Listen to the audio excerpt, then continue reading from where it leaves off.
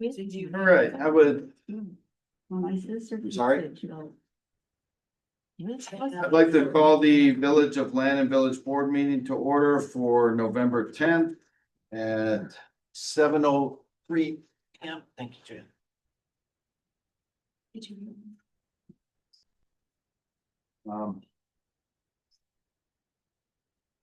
I'll ask everyone to remove their headgear and rise for the Pledge of Allegiance.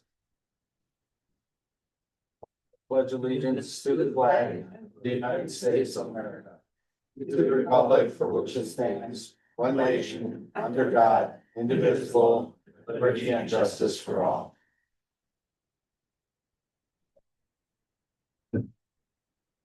Just a reminder, if you haven't already, please silence your cell phones.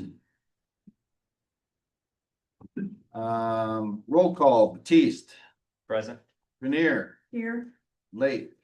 Here. Hey, Hey, guys. we made it okay. Moore. Here. Summers. Here. Willard. Here. And Yates is here. Statement of public notice. Has been posted. Thank you. Item number 5, discussion and possible action on reading correction and approval of the minutes from 10/13/25. I understand that Terry had pointed out a couple of corrections. Yeah, there was just some spelling in there. She pointed out to me last week. That was correct. That's the corrected versions in the packet here? No. Oh. But you have a But I- corrected version to post? Correct. I will make a motion that we accept the minutes as from October 13th as presented with the corrections. Well, second. You have a motion and a second. Any other discussion? All in favor? Aye. Any opposed? Motion carries to approve the corrected minutes. Item 6, committee reports, finance and personnel. We'll cover under number 11, 12, and 19. Thank you. Legislative, Nothing to report at this time. Parks, Rec and Beautification, Nothing to report at this time. thank you. Public safety. Nothing. Item E, Public Works, Recycling and Sewer. Last month we mentioned about Good Hope Road. We did the warranty walk out there. We did find some deficiencies with the paving.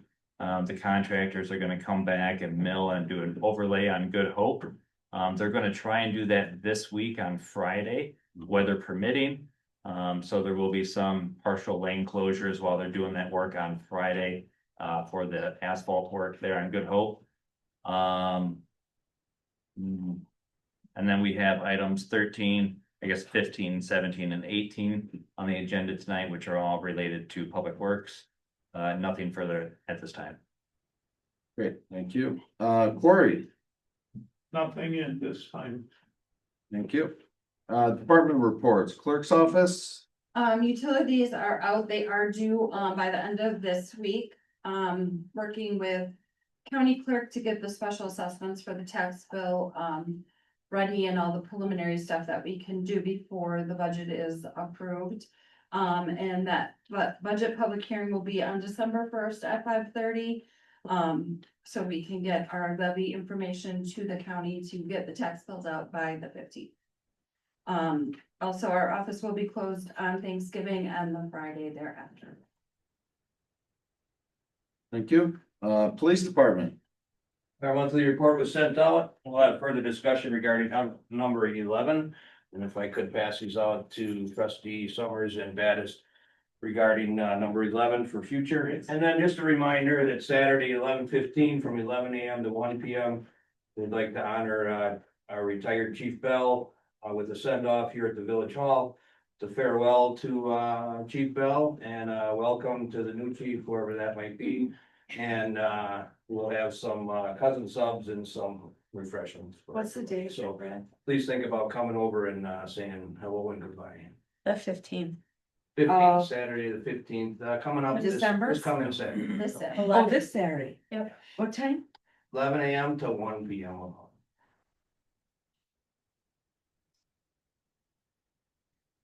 Okay, thank you, chief. And then there's a copy of their report in the end of your packets here, if you want to review it for. Item number 18, or number 8, excuse me, response to previous citizens' comments.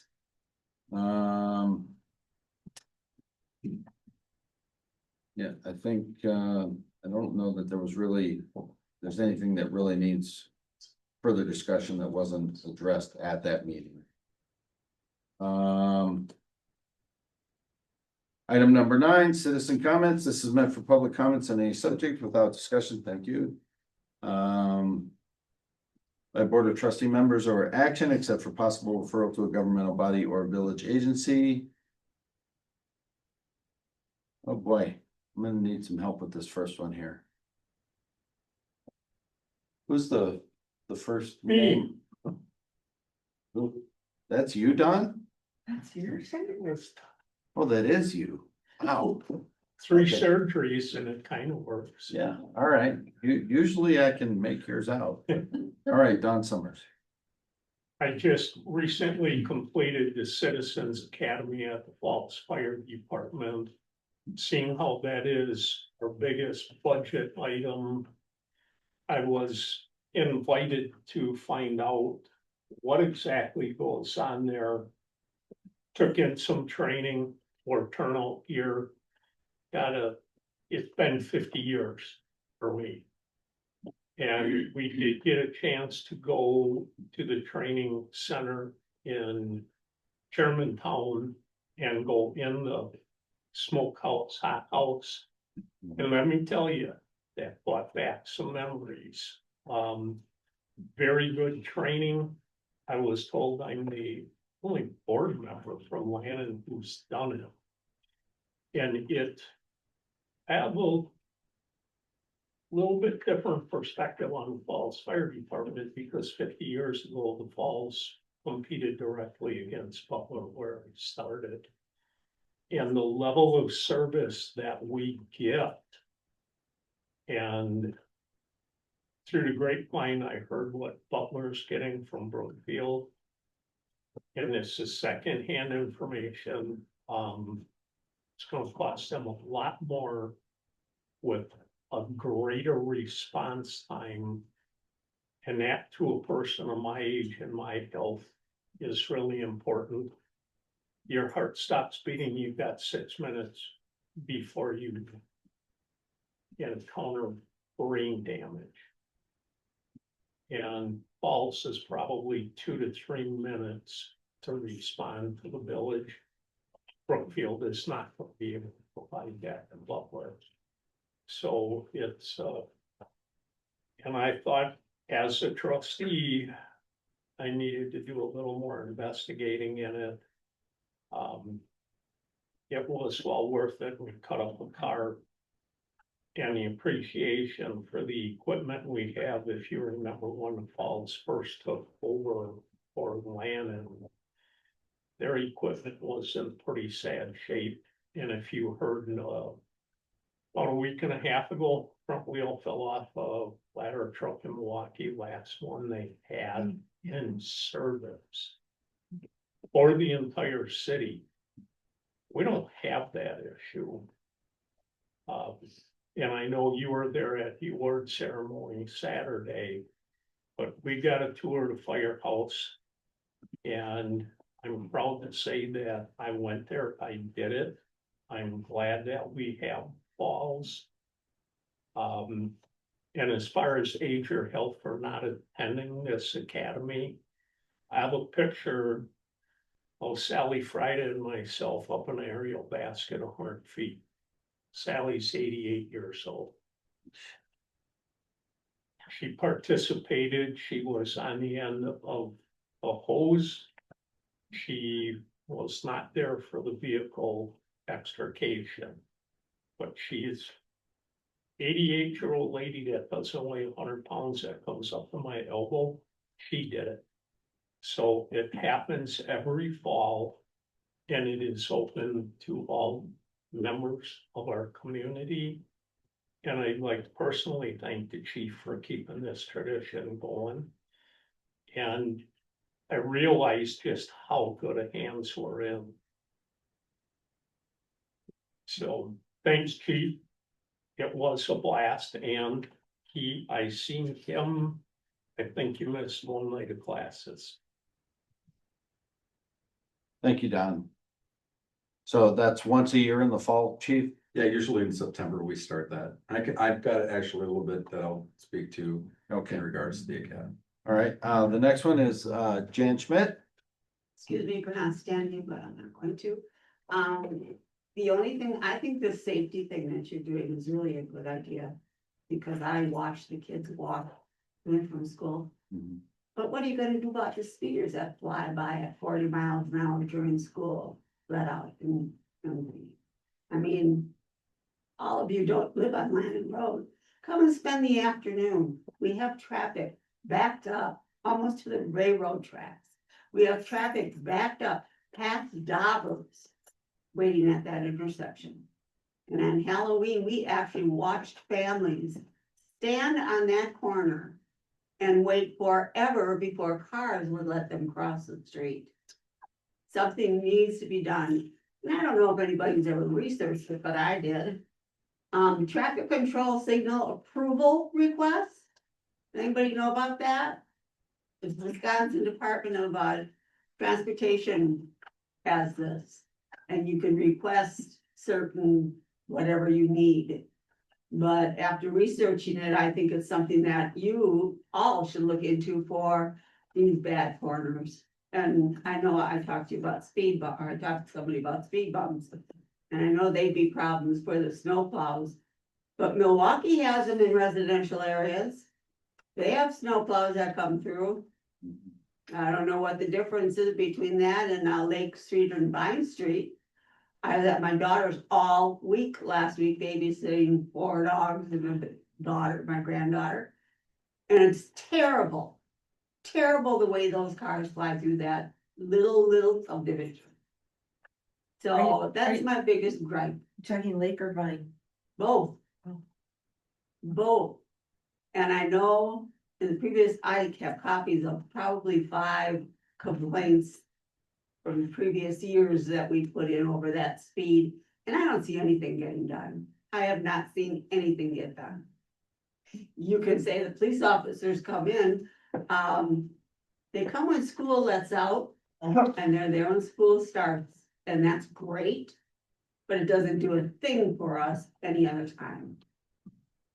So I'm again getting on the bandwagon for our speeders because Lannon has turned into a racetrack. Okay. Okay. Thank you, Jan. Any other citizen comments? Okay. We will move on then. Item number 10. Presentation with Chief Pulvermacher of the Menominee Falls Fire Department. Good evening, everyone. I'll stand over here just so that I can project. And I can see my screen. Overview of the presentation basically follows along some of the same processes that we've talked about before, but that allows me to identify things like trends and other items that are happening within our response area. I've got a couple of updates for you to talk a little bit about what's happening and then some of the projects that we're working on. Right now, total incidents that we are responding to. This is at the end of the third quarter, so we're looking at the end of September. We pull our figures at the end of each quarter to be able to make sure that our reports are consistent from year to year. And we can see that our total call volume is up, which isn't surprising based on the development that's happening in Menominee Falls and Lannon. And then if I were to look at Lannon specifically, at the end of September, we were already up 20 calls from where we were last year. This gives you an idea of what we are responding to. No doubt that it's no surprise that we respond to majority EMS calls. which is one of the reasons why we started the peak ambulance program, to be able to staff more people during our peak hours. I can explain that, but it does give us the ability to have ambulances available, 4 ambulances available in our response areas. So if we look at our response trends, the black area of that pie graph gives you an idea of what 98 is. It is our busy station. That's the one on Main and Menominee. It's the one that responds into Lannon. If we upstaff stations, it's going to be between 99 and 98 to be able to address the increased call volume in those areas. 97, although it's not a station that responds to a lot within its response district, it does back up the other ones, and it is the area of Menominee Falls and Lannon for that matter, that is seeing the most development, at least residentially. If we look at our trends all the way back through 2018, we can see that our trends are ticking upwards. Now, some of that this year is based on the flooding response that we had. We had a couple of days of significant responses, but the overall trend line does give us an indication that we are marching in the same direction as we anticipated. And this gives us an idea to look into some of the things that maybe we need to spend a little bit more time on based on the calls for service. These give you an idea of where we're responding. And so on the number of responses that we see between Monday and Friday are our peaks. And then you can see between 7 a.m. and 7 p.m. That is also when we are responding the most. So that's when we're staffing our peak ambulances, is Monday through Friday between 7 and 7. And so this gives you an idea of what you saw with my last report, and this is what it is now. Now, granted, same areas of response, but it gives you an idea of where we're responding most often in our response area. The heat map gives us an idea that it's not unpredictable that we are responding to some of our residential, retirement, elder care facilities.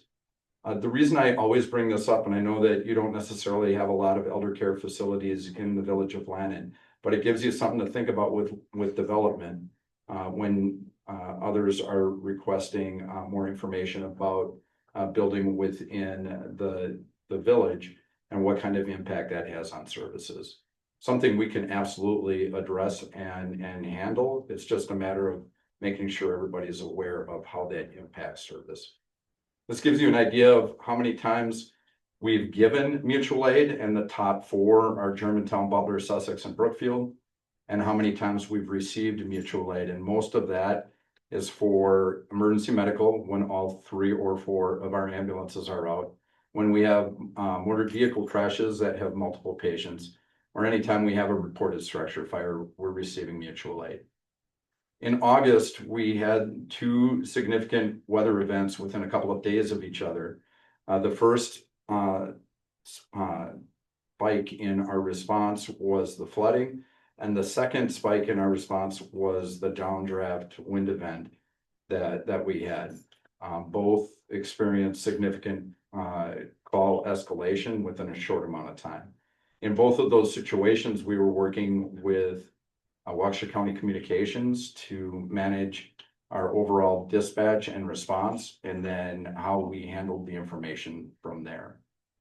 From a staffing perspective, right now we're fairly well at full staff, and I say fairly well is because our part-time staff, we could probably always find additional use for a part-time individual if they expressed interest. We also know that part-time, anywhere where you have part-time, paid on call, paid on premise, or volunteer staff, those are hard positions to recruit, and we're not seeing as many people being active in the fire service at that level, especially when you start getting to the types of call volume that we're seeing. It's one thing to be a volunteer firefighter or a part-time firefighter when you're going to a couple of calls a week or a couple of calls a month. It's something completely different when you're going to calls every day, and many of those calls are between midnight and 6 a.m. So it affects their ability to go into work the next day. And when that's every day, that has an impact on your retention. So that's where we're at now with our call volume. We recently went through an organizational change. I minimized the second level of my command structure. I used to have 3 deputy chiefs underneath me. Now I have 1 assistant chief. And then we were able to address other administrative positions from the operations level. So we have a division chief of EMS, a division chief of training, and a division chief of risk reduction. That handles obviously EMS, our new hire and our existing member training, and then things like prevention and inspection. And then we have 3 battalion chiefs, 1 for each operational shift that oversees 3 stations. The other thing that I did is I made sure that I had a lieutenant at every station on every shift, and that helps with the overall span of control. Gives you an idea of some of the things that we've worked on just in this last quarter. We always do EMS training. It's something we have to stay on top of for licensure. From a fire standpoint, although we're small communities, we do know that there's an increasing number of deliberate fires that are being set for the sake of disrupting anything from operations to government. So we're taking a look at things like fire as a weapon, how we respond to those, how we work with the police department in order to make sure that the area is protected before we get too deep into a situation that is still very much an ongoing threat. Those are things we have to talk about now. That's just the mission shift that we've seen within fire and EMS services. The other thing too, I mean, we do have a peer support team, so post-traumatic stress, evaluating our members and making sure that they have appropriate services available to them is something that we do. So that was on the individual basis. Those are things like different types of online training that they can participate in. There's some virtual stuff. But then when we get into the company and the training division, that's when they're working together as a shift and then as a department. And as Don alluded to, we did our live fire trainings in this last couple of weeks, actually. So it's actually a Q4 training. But before we got to live fire training, we had to do all the stuff that led up to it, to include addressing things like forcible entry ladder drills, hose line movement, all of those types of things. We also make it a point to review line of duty deaths, because there's a lot of information to be learned when somebody has lost their life in a fire. Some things that we might be able to prevent, and some things we might be able to put in place, just based on stuff that has happened already within the profession. Gives you some idea. A couple of things that we were working on. We not only do training in-house, but also for our municipal partners. We were training the police department in CPR. We were doing some different evolutions. That just happened to be during our open house when we were doing the live fire drill on a vehicle. And then the other interesting concept that we did is our training officer made contact with some of our builders to follow a building project in process, how you can identify structural members, how you can address where fire is likely to travel. And then once it's all constructed, what it looks like and what your floor plans are likely to look like. So trying to predict your response from the outside before you get inside. I've shared this before. The structural ability of a house today under non-fire conditions is very strong. Under fire conditions, the engineered lightweight construction that we are seeing doesn't allow us a lot of time to fight fires. Many of you, anybody in this room that has a newer home that has engineered I-beams, just realize that from the time that the fire starts to the time that we see initial building collapses 6 minutes. And that just has to do with the extreme heat collecting at the elevated areas where those structural members are, the OSB or the plywood delaminating, and basically leaving your floor standing with a 2x2. Which is why we like to talk to police officers too about evaluating and investigating fires before our arrival, because what doesn't look like much on the outside could very well be a significant incident. I'll give you one example. If I were to ask anybody in this room what light smoke means in a building, many would say that they have time. When what we know in the fire service, light smoke means that the fire could be above or below you. And that means something completely different. So we train our folks to make sure they do a 360, see if we have any fire in the basement, because that might impact our method of approach. Tools and tech, we have already ventured into some cordless fans to be able to facilitate air movement, but we are in the process of replacing some of those fans that are coming to end of life. We are also addressing the defids that we have in our system.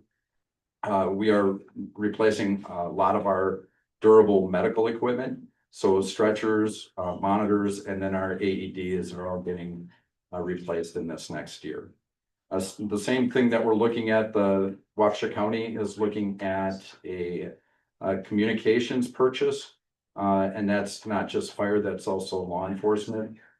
To allow us to do a group purchase. Portable radios, any radio today is like a mini computer.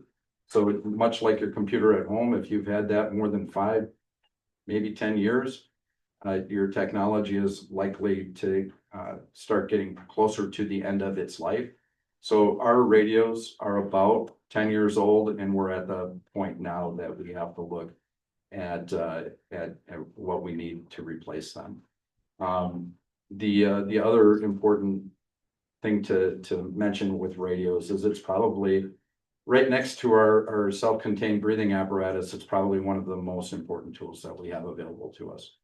I talked about mission creep. We're going back into discussing rescue task force and rescue strike teams with law enforcement that's addressing active threats and getting in to the building to address the injured. My background, if you may or may not know, 10 years ago, actually 2012, was on the Oak Creek Fire Department. I was a member of SWAT as a medic. We responded into the simple shooting where 6 people lost their life, and we had to transport 4. The thought of us going into those environments 15 years ago was unthinkable. We've had to readdress our approach just based on how we're seeing injuries present and what we know of the fact that the threat is going to be addressed sooner than later from a law enforcement perspective. And then obviously you've heard about the swift water rescue stuff that we just went through. What you may not know is our firefighters did some admirable work with equipment that was not intended for that purpose. In a swift water situation, those water pressures, that force is significant enough to knock you off your feet pretty quickly. You reduce your body temperature quickly. You lose some of the strength associated with the rescue. We had our firefighters go in with their cold water rescue suits. That's typically what you do for ice rescue. Different rescue situation. Those suits act like a sail when you have a current behind them. So we had firefighters that were in these suits getting kicked around because of the fact that that's what they knew. No fault to them, but we've learned something different. We've had different swift water rescue technicians come in and share some best practices with us to be able to identify what we need moving forward. And I can tell you, whenever I look at equipment, I try to figure out how I can use it in multiple situations, not just something for swift water, but how can I use it for open water? How can I use it for other things that typically we'll see more often than swift water? So get a little bit more out of that purchase. We've been pretty fortunate to be able to have some hires this last quarter. We've had 6 part-time people, and 2 full-time firefighters start with us. We've had a couple of retirements, but we are still at full staff. As indicated earlier, Butler was looking at, well, it is no longer going to have a fire department, which is a sad state of affairs for me. That's where I started. So it's hard to see the Butler Fire Department go away.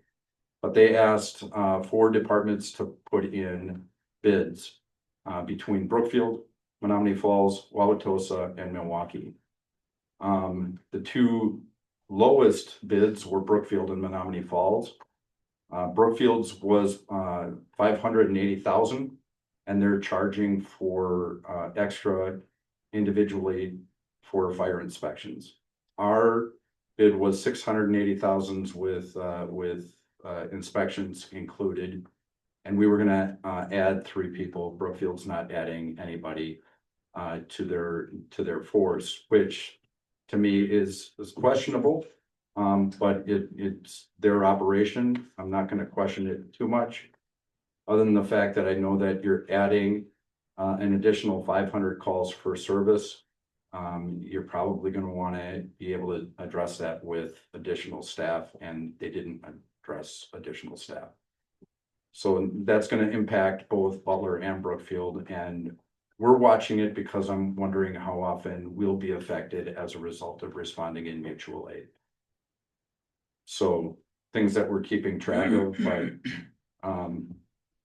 like I said, my package moving forward with them was all up front, all costs in front of them, suggested that that's what it was gonna be. Gave them something to budget for. There's some variables in the Brookfield plan that create some question as far as what their total amount is gonna be from year to year. Events, we continue to go to a significant number of events. We enjoy the outreach within the community. We're here at the National Night Out. Anytime there's something that is offered that we can participate in, we try to take advantage of it. We do it mostly with our on-duty crews, so it's subject to call. But in something that's planned like National Night Out, we upstaff for that. The other thing with the events has to do with the Citizens Academy.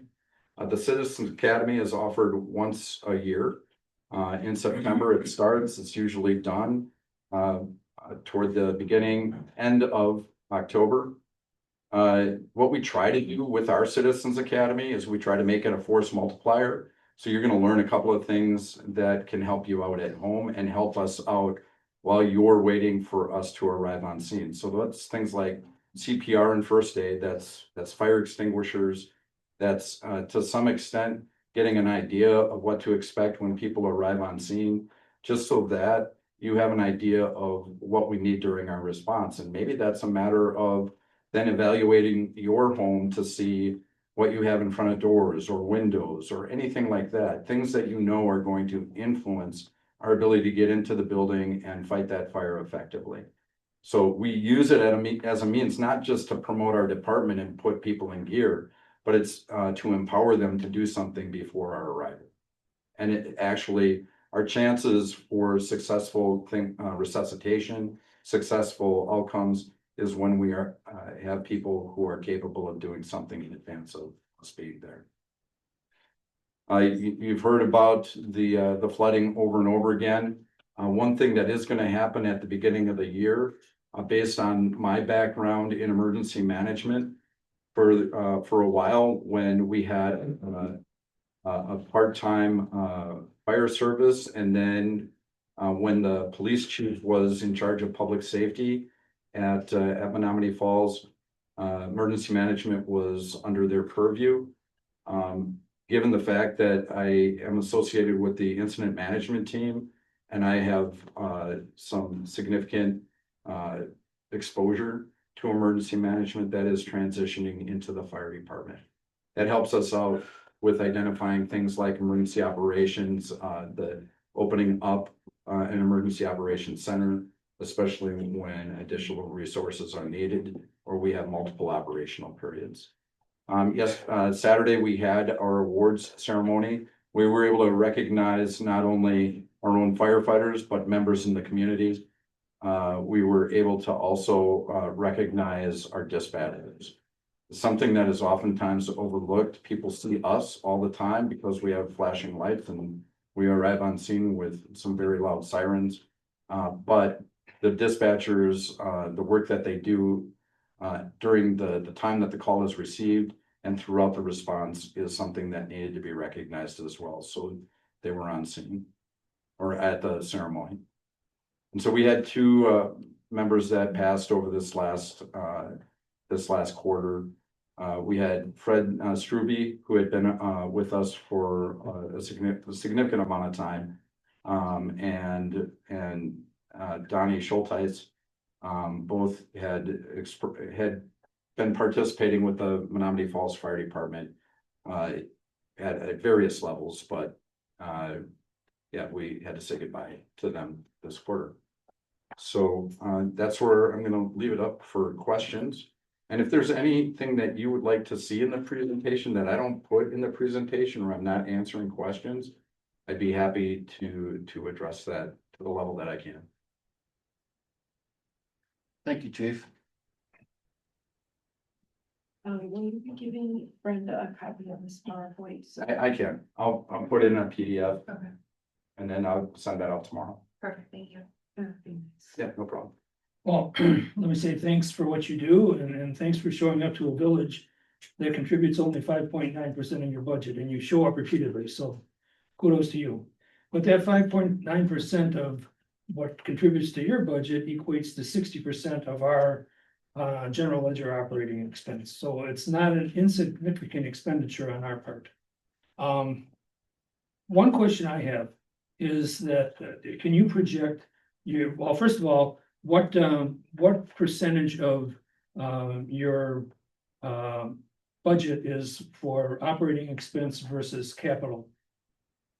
Oh, that's a good well, I can tell you that the figures that you see aren't necessarily capital. That's a completely different budget. The stuff that you're seeing come through on the operations budget is personnel and operations. There is something to take into consideration from an operations standpoint, or excuse me, a capital standpoint, but it typically isn't reflected directly in what you see as the 6 or 5%. I think there's things that contribute to the capital expenses, and it's things that are addressed with the agreement that is made between Menominee Falls and Lannon. But it's not specific to the operating budget. So that I think it's 9.6 million that we have in our budget this year. That's all operations and personnel. Okay. And that's what we contribute to. Yep. Okay, and we do not contribute anything to new fire trucks, new ambulances, anything like that? There may be something on top of that, and Patrick can probably speak to that a little bit more, but Mark can definitely speak to it. It's part of the discussion that takes place with the contributions that are made and the bill that you see at the end. Part of that is the 6% to the operating budget, and then I believe there's a little bit extra that's contributed, and I don't have that figure in front of me. I can get it. I don't have it in front of me, but there's a little bit extra that allows you to pay for a portion of an ambulance and an engine. Okay. What I'm trying to get at is, projecting what our future exposure is gonna be, because year over year, the increase has been significant. Mm-hmm. Yeah, and I can tell you the increases for the fire service in general have been pretty significant, and you don't have to look very much further than the price for a fire truck. Sure. I mean, our overall, I'm trying to buy a fire truck. I say I am the village. I'm trying to recommend purchasing a fire truck every 5 years. That would mean that our oldest fire truck in fleet at a reserve status would be 20 years old. I really don't want to go much older than 20 years old. That's the point where parts start becoming unavailable and the vehicle becomes less predictable. I want to buy an ambulance every 2 years. They're on the road a lot. They're not as much. But then that too gives me an ambulance that's not going to be in fleet for much more than 12 years, 12, 15 years. So that also allows me to address expenses so that expenses are consistent and you don't see peaks and valleys, which makes it harder to budget for. Another thing that I am involved in and have been for the past half of a year is at the international level, I am involved in a large vehicle supply and demand group, which is addressing things like lead time, how much things have increased in price, what we can do as a fire service to control some of those things that maybe we contributed to, but ultimately what's happening at the manufacturer level that we need to either plan for or start putting them on notice for. And so those are things that have happened in the not too distant future to try to get on top of some of these things. I can tell you what they point to is the scale of our vehicles and the price associated with it. They reflect it right back to a pickup truck. They tell me how much pickup trucks have gone up. I ask if the price is ever going to come down on a fire truck. They bring it right back to the pickup truck and say, how many times has the price of a pickup truck gone up and come back down? And you know the answer to that. And we all know the answer to that. Now, my next best bet is to try to get in front of it so we can at least slow down the increase. And some of that has come from the number of vehicles that were purchased, the number of vehicles that are in queue, the fact that having that many vehicles has taken away the supply. So demand goes up and then price goes up. And the lead times are just, they're bad. About 3 years, 4 years. Okay, one final question. I would assume the majority of the calls to the village land are EMS, Yeah, safe to say. okay? And you noted that there were 20 additional calls year over year in that similar time period. Again, mainly EMS. Oh yeah, that's across the board. One of the reasons why the fire service is staffing the EMS is because of the fact that we had available resources in station. And this goes back 30, 40 years.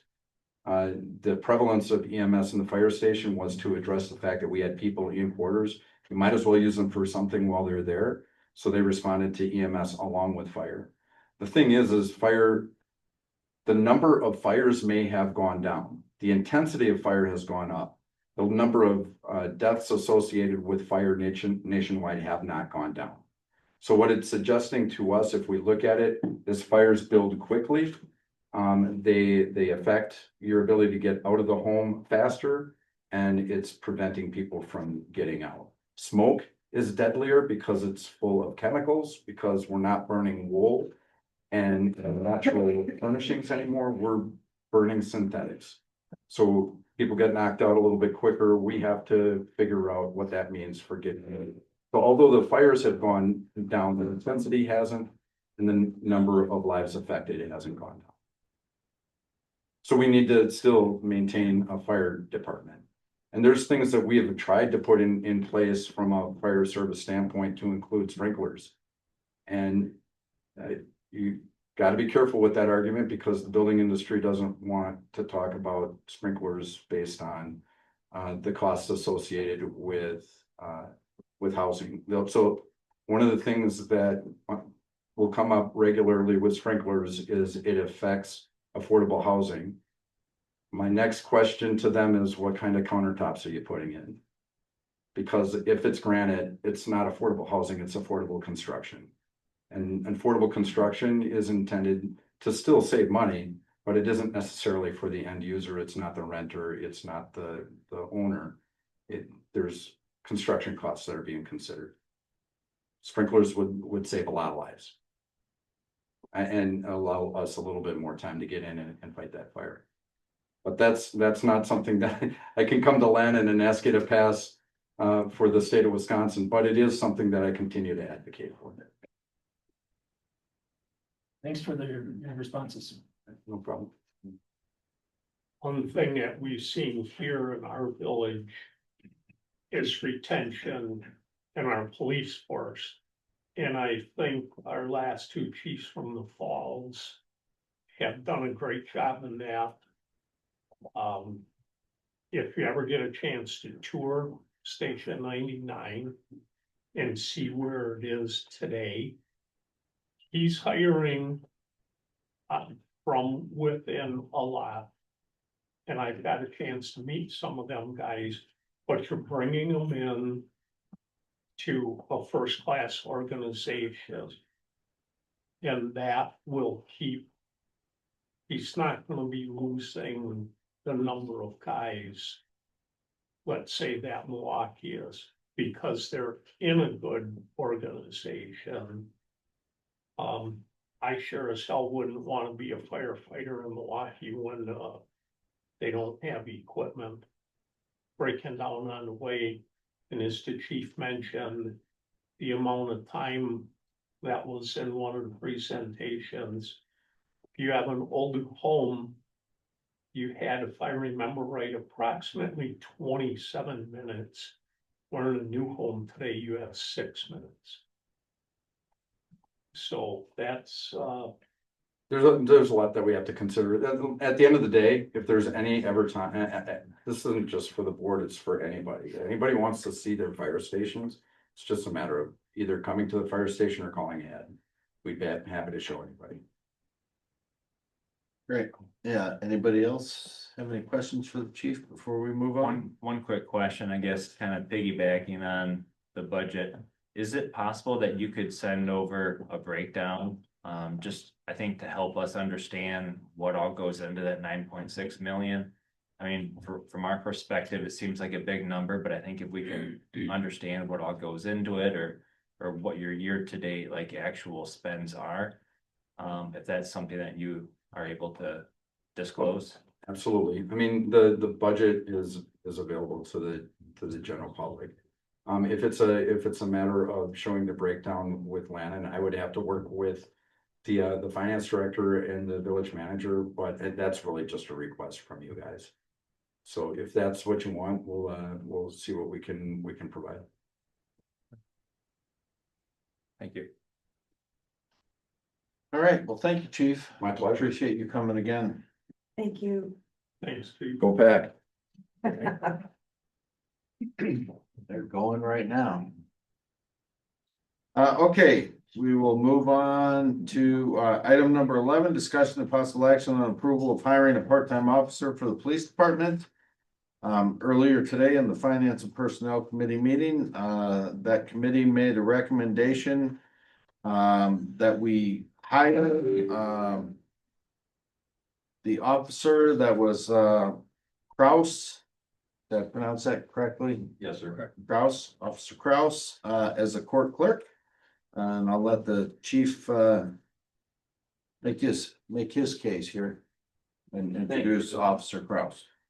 So earlier I addressed the Finance and Personnel Committee with a request to respectfully hire a bailiff for the court proceedings that happen once a month here in the village of Lannon. I see a need for a consistent, competent, and experienced courtroom officer to handle the judicial procedures. They must be orderly, they have to be safe, and they have to be productive. It's not if, it's when something's gonna happen. Especially with what's going on in Lannon with the citations that Officer Brenda is giving out. She's making a lot more arrests, handling more drug-related arrests and citations. We find those that are showing up into our courtroom, and I'm seeing a little bit of a change already just in the short amount of time that I've been there. So it's my wish that we keep it safe in here for not only the citizens that are in here, the defendants, but also our court, our judge, our clerk, and our village attorneys. Like I said, I have a hard time getting the part-timers to do this, and here I have Officer Kraus that has stepped up, and he's willing and eager to fulfill this position. He's been in law enforcement for 36 years. He was a sergeant in the city of Milwaukee. He is currently in Sturtevant. He has many classes and courses regarding judicial security, courtroom security for municipal courts, crisis communications, and also worship security and risk management. So you can see that he has the experience and the training that we here at Lannon can utilize. And I think that his experience and training is fit for this position. So I'm respectfully requesting to hire this. As far as the budget is concerned, I can afford to absorb this. It's not an impact on my budget. There are other shifts that I don't fulfill, and this is 4 hours a month plus helping out with National Night Out, and the car show and things like that, but it's something that I can absorb without any problem. So I would turn it over to you if you have any questions for Officer Kraus.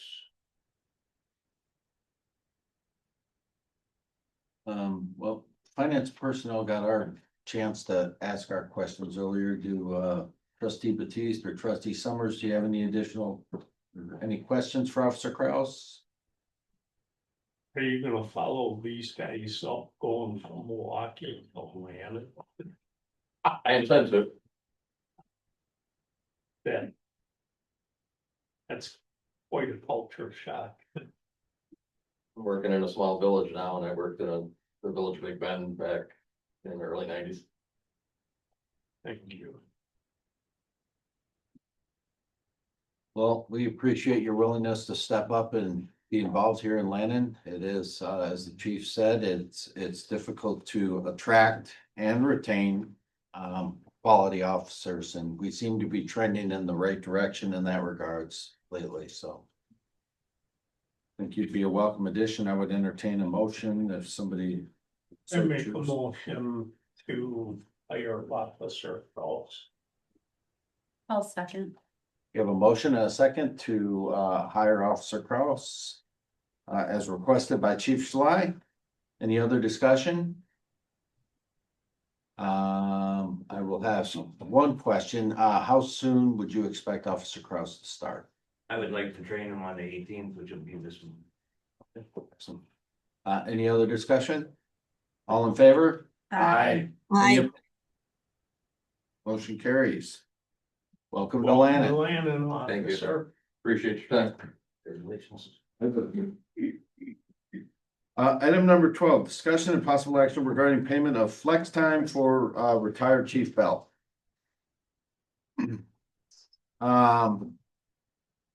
Chief Bell brought to my attention upon his retirement that he had accrued a significant amount of flex time during his 5.5-year tenure as chief here in the village of Lannon. Which came as somewhat of a surprise to me. Well, quite a surprise to me. I am unfamiliar with the industry practice of doing this. We discussed Chief Bell's specific request at length in our Finance and Personnel Committee meeting. We failed to come up with a consensus recommendation for this board. We did have several ideas on how we might address it, but to break it down, Chief Bell, according to his calculations, accrued 715 hours of flex time over that period of time. The request was for 615 of those hours to be paid out. There were a number of points made during that discussion regarding what methodology lacks in, policy gaps in our current village policies regarding this type of stuff.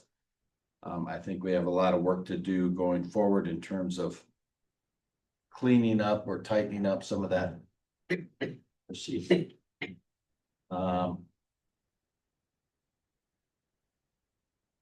We don't really have, I didn't feel that we came away, like I said, with a consensus recommendation. I'll certainly open it up to the rest of the board if they have any other questions, or the chief would like to make any additional comments to the board as a whole. Okay, well, I'll kick it off to bring the trustees that were not part of the Finance and Personnel Committee meeting to some of the questions, concerns. And so we agreed that the village does not have a flex time policy currently.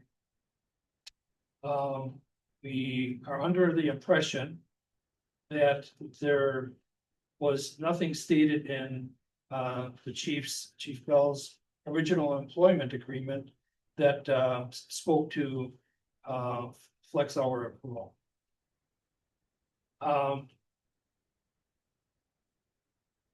I had spoken to my brother-in-law, who is a retired Menominee Falls Police Chief, who stated that unless there's a policy stating otherwise, an employee should not be allowed to carry over overtime or flex hours year over year. I brought up the concern of lack of approved documentation supporting the number of hours. Not that I'm questioning the chief's integrity or anything like that, but just the fact that there's no one that, you know, was previously signing off on these hours. Another concern I had was that by accruing the number of hours over a 5-year period of time, we should have been recognizing that on our as a future liability in our balance sheet. So, you know, there's concerns about if there would be an audit, you know, how do we explain this?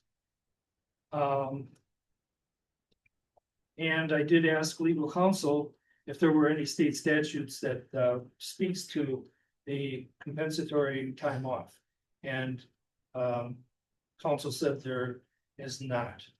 So, you know, I guess there were several recommendations to kind of make this more palatable. You know, I have to look at this as I'm a steward of our village's tax dollars. And an expenditure of $20,000 that has not been anticipated, even though it can be argued that it's within the 2025 police budget. Still, it's a tax dollar expense that we were not planning for. You know, I said that, well, because this wasn't accrued for, or recognized on our balance year-over-year balance sheets as a future liability, I suggested maybe limit this to the number of 2025 flex hours at the chief's level of salary that he retired at. So that was one proposal. I'll let others weigh in.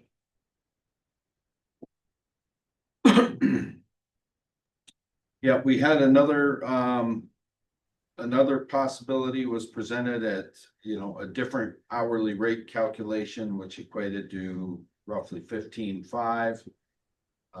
Another recommendation that was made was a number of hours at the requested rate that equals 2 times the annual vacation amount. Again, without having a policy in place, there's no real groundwork here for how to handle this. As a trustee who's not on the personnel board, Trustee Willard, you said that the contract that was in place between the Village of Lannon and Chief Bell did not have flex time outlined in it? As far as we know, we don't know if there was an original employment agreement. Yeah, there historically has not been formal employment agreements implemented here. So Chief Bell is basing this off of his Milwaukee employment and the way that the city of Milwaukee handled flex time with their employees. In my experience, so that's all I had to base it on. Was there any discussion or anything in writing about flex time or that offer or that benefit? Is it currently practiced with current officers In Lannon or? in Lannon? No. No, but it will be. Okay. I've had discussions with Chief Schley already about working together with me to come up with standard written employment agreements for new and existing staff so that we have something on file going forward.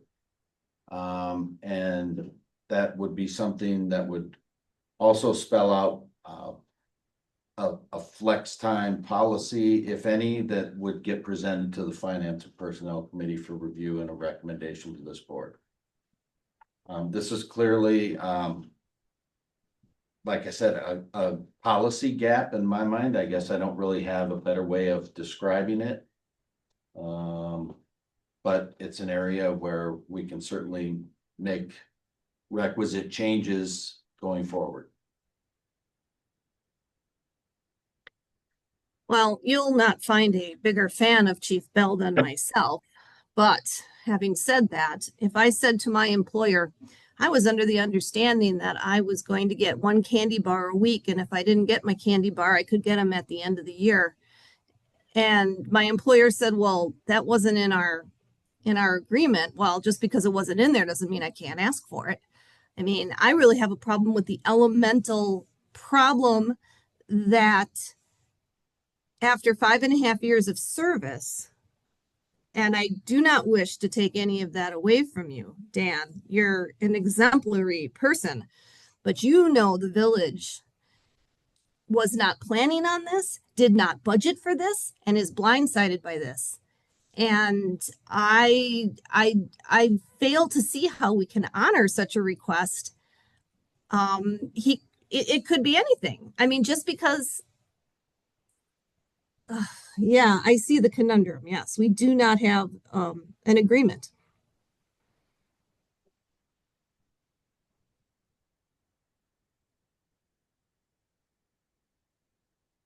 Is the police chief's position contract, if there was one, is that hourly or salary? Salary. Salary.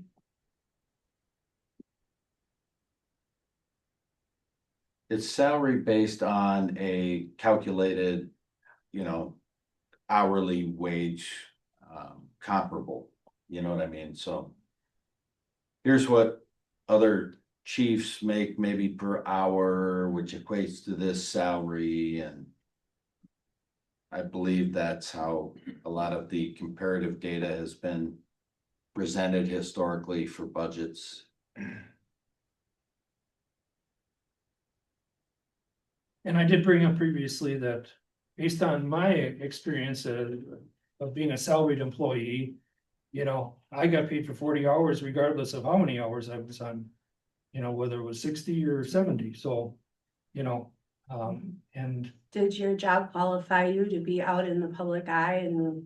well, Protect look the at, but not in community? that respect, no. Absolutely not. Not taking any away that respect from Chief Bell. This is solely a monetary decision. So regarding other employees, if our clerk came to us and said, I was under the impression that I was getting flex time. I mean, I keep going back to the premise that this was never part of an implied agreement. Now, legal counsel is going to tell me implied agreements are worth the paper they're written on. I'm sure of it. But I'm going back to the initial thing that nobody else in our employ has that benefit. I mean, it is a benefit. Flex time could be considered a benefit. If we offer insurance, we offer insurance to everyone. If we don't to anyone. How is Chief Bell different from any other employee of the Village of Lannon, part-time or full-time? Because he protects and serves our community, which in turn protects and keeps us safe. Yeah, but this is not an issue about how much we respect the man. It is an employment issue.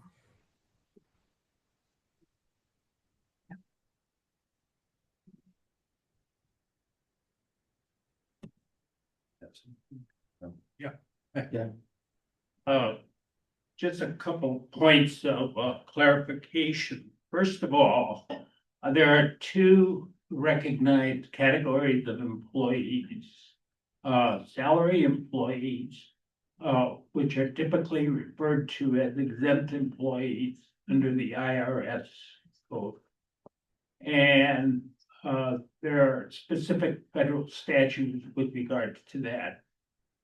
And so a police officer in Lannon who is not an exempt employee, and all of them are not exempt except for the chief, to the best of my knowledge, they get the benefit of referring to policy 1019, which is an overtime compensation request policy.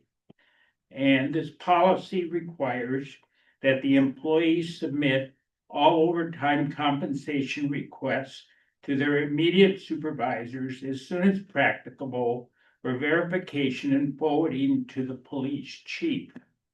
Now, the responsibility of the supervisor is that after entry had been made in the employee's payroll record, the overtime payment request will be forwarded for the chief for final approval. So as a result, this kind of request for compensation for efforts put forth never really comes up within the framework of the bulk of the police force. On the other hand, in Lannon, there has been this tradition, as is the case in other communities in Waukesha County, of not necessarily having an employment contract.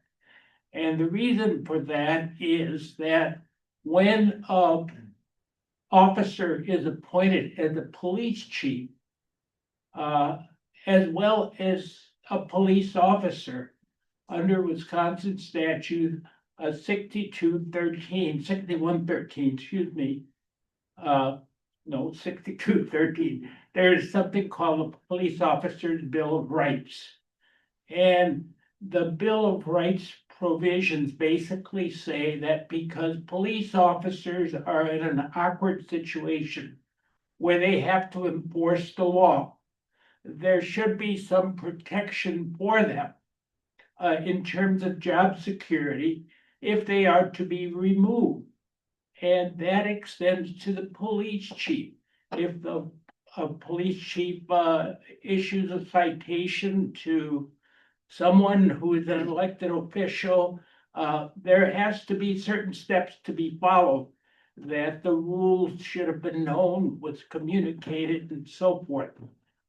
So as such, it is a conflicting situation. If you have a contract, typically a contract has a term. And if you have an appointment under the state statute, you have an indefinite appointment until such time as you are removed. Now, the peculiar twist that we have here in Lannon is that under your ordinances, the chief can only be appointed for a limited period of time. And hence, when our new chief took office, the board approved the motion to approve his appointment subject to that particular ordinance. So as such, you have no document to refer to with regard to these benefits. And frankly, from what I've heard, the chief is the only individual in a situation where there is the opportunity to accumulate or request compensation or liquidation of flex time.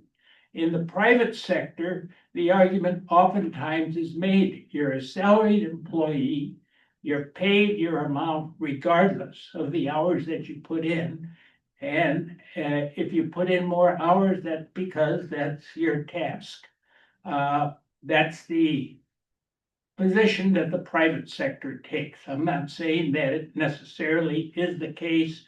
I can't tell you of any community that I know of where there is a flex time policy applicable to a police chief. But then again, this is something that I frankly have not encountered previously in my practice. Chief, shall I, question in regard to, council's comments? Is your intention to have available or recommend a flex time policy for any salaried employee? Or is it strictly going to be limited to yourself as council mentioned? We will never have a salaried employee other than myself, so no.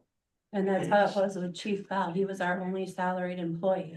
And regardless if he would have picked up the hours or someone else, our taxpayers would have already paid that salary to whoever covered those hours. So I think there is a valid argument there that if the chief was accumulating flex time by filling shifts that were going unfilled by other part-time officers, you know, the village did receive value and time for that.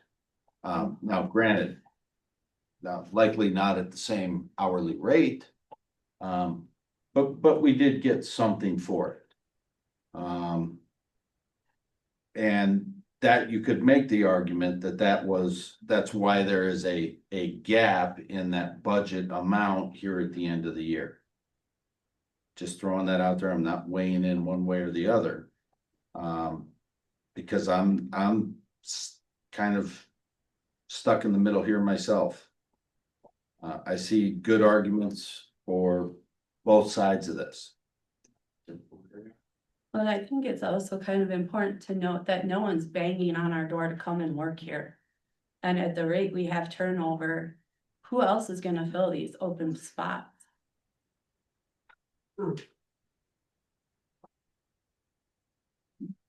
So they sit empty on a Saturday morning and something happens and then we're going after them because no one was here. Did she order everything? Hmm? Did she order everything? That's a question for him and he's not the one under investigation, Jan, so why bring it up? Because it's, don't if know. one gets it, why shouldn't they? Or if nobody got it. He didn't ask for it, so I guess that's on him. Yeah. Cause he both wasn't available.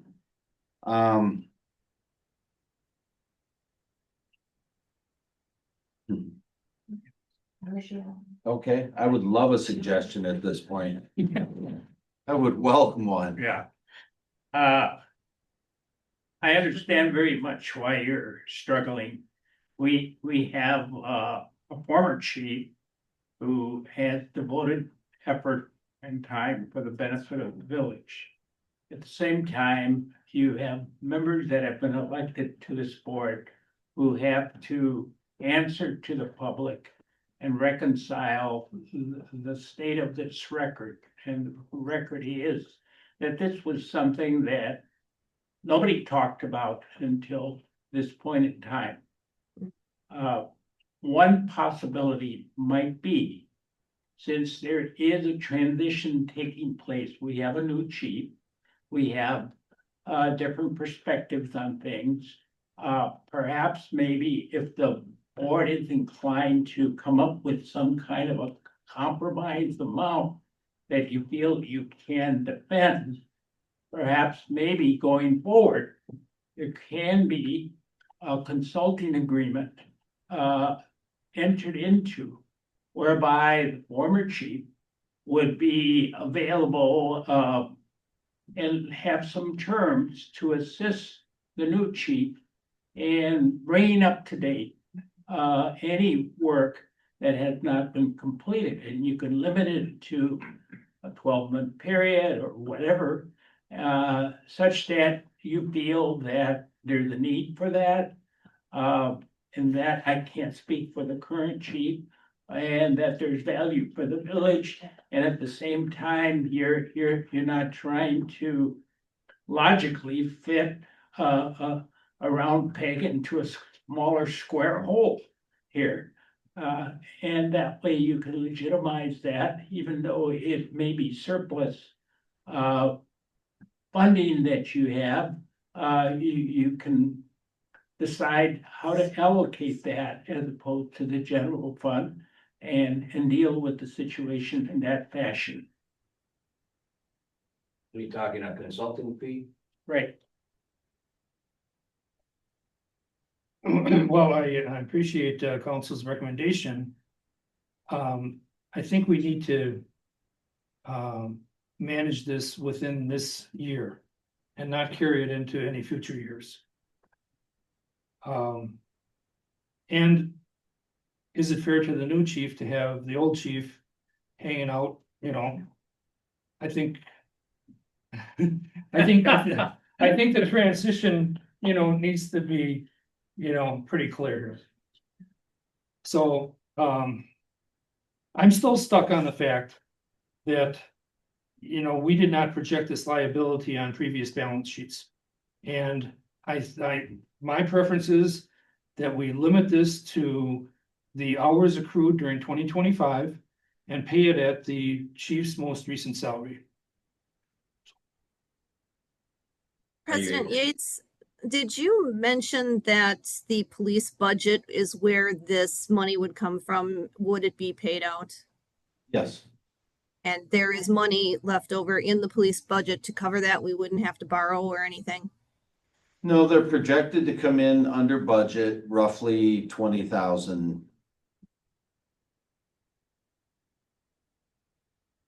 One thing to remember though is no matter what we do with this, this is setting a precedence. Well, it's setting a precedent, and along with, you know, there are many things that this village has historically done on handshakes and Yeah. bar napkins from Mibs and Vibs. And, you know, that's some of the stuff that I feel that we've been working to try to clean up and formalize over the last several years. And clearly, you know, there's still work to be done. And so this whole notion and this whole discussion will extend to all village personnel. There are many things, including some things that we'll discuss later tonight, where how do you manage the employment situation when you don't have an administrator here and you don't have clearly communicated written policies? It causes confusion. It's not fair to this board and it's not fair to the employees. And so these are things that, you know, we're gonna get to clean some of them up in the immediate future. The question is, how can we be fair to the chief and be fair to the village and maintain our fiduciary responsibility? I agree that at a minimum, we should honor 2025's flex time for the chief. I could be persuaded to some combination beyond that within reason. I personally feel that, you know, the full 600 and well, the full amount would be 750 hours. I think even 615 hours is very is unrealistic. I'm sure the chief would appreciate anything that we consider and approve. Would it be appropriate for me to offer another suggestion? If I were to be paid from the the point that I retired on November first until the end of the year, which is hours that I would have normally worked had I just announced a different retirement date. That comes out to 344 hours. Which is less than half of the total amount. Not sure, do some math here and figure out what that works out to, but. It's a little over 11,000. Just for your consideration. So the flex time, as I understand it, is essentially compensation for weeks that you put in above and beyond what the typical requirements were. Yes. And so rather than being paid overtime, you're comped as a flex time, right? Correct. Okay. And our chief did provide his spreadsheet to me that, shows the weekly pluses and minuses to that flex time as he either accrued more flex time or burned flex time, presumably in some fashion or another. And it's a running kind of weekly thing.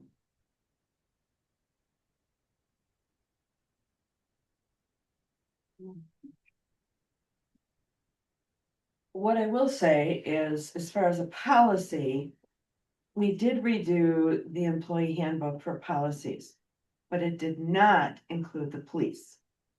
Because at the time, I had talked to Chief Bell, and that was a whole different policy structure that they have to follow. Whether it be state, county, federal, whatever, and you showed me them. I sat there and I read through some of them with that. So in our employee handbook, yes, they're employees, but they are not part of that policy. Mhm. Because they're under a different umbrella.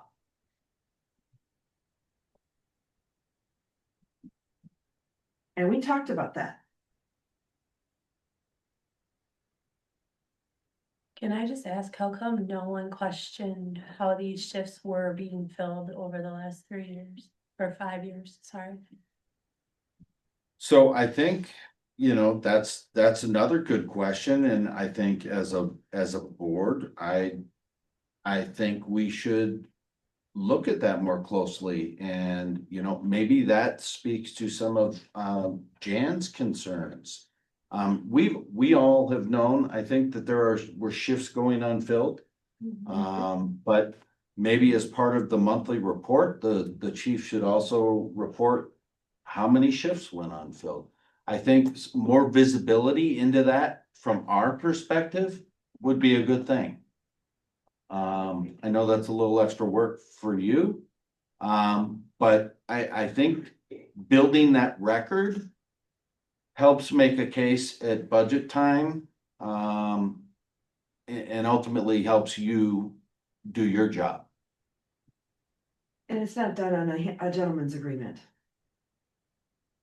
There'll be something actually done and concrete and documented. Yeah, the president and I talked about that already, so, yeah. Right, exactly. I mean, I don't think any of us would ever question the hours based on, we know that Chief Bell has been an excellent record keeper and an honest person. So I don't question that. I was just, blindsided, and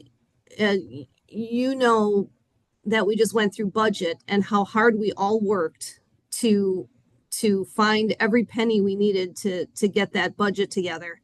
And then it's the blindsided part of it that caused me to recoil, is not that Chief Bell didn't work the hours and that I totally believe him. It's just the fact that, boy, that's really a hard thing as the people who are handling the public money to have to deal with at the end of 5 years. It would have been nice if at year 2, somebody said, hey, by the way, I'm covering all these shifts and I'm eventually going to get paid for it one way or another.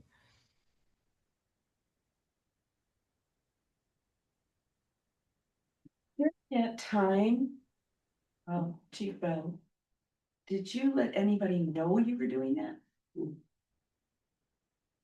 Well, if we're documenting those hours on my timesheet, but, because we don't go anywhere, Right, so. so you weren't letting, President Yates know, or, No, my hope was that I could burn those hours eventually when I had staffing. I mean, that's since been rectified with the hiring of, Officer Renda, Mhm. but, no, to answer your question.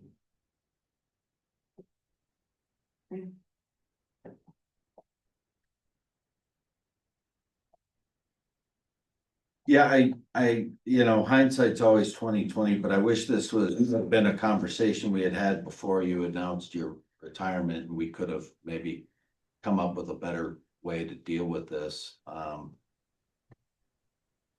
that's behind us now.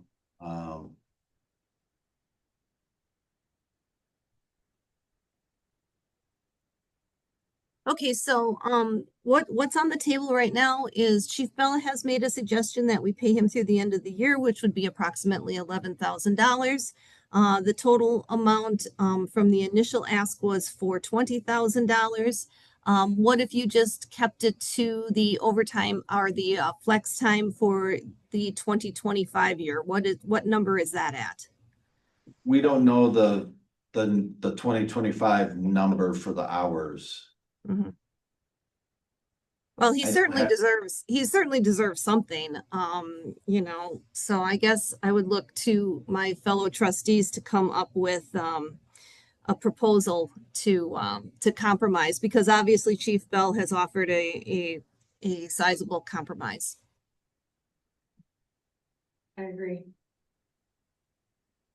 And it could be come out of the budget, the 25. Yeah, and if we get the books cleared, and then going forward sometime before now and the end of the year, Chief Schley and I, determine, an outline for a new policy that probably won't be able to get hashed out and in front of the board before the end of the year, but, we'll have probably some sort of retroactive component to that.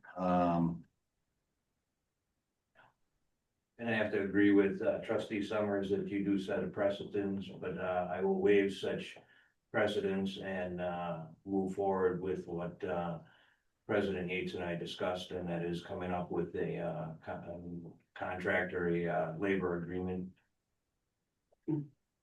Seems to me that's probably the best compromise, the one that, Chief Bell offered.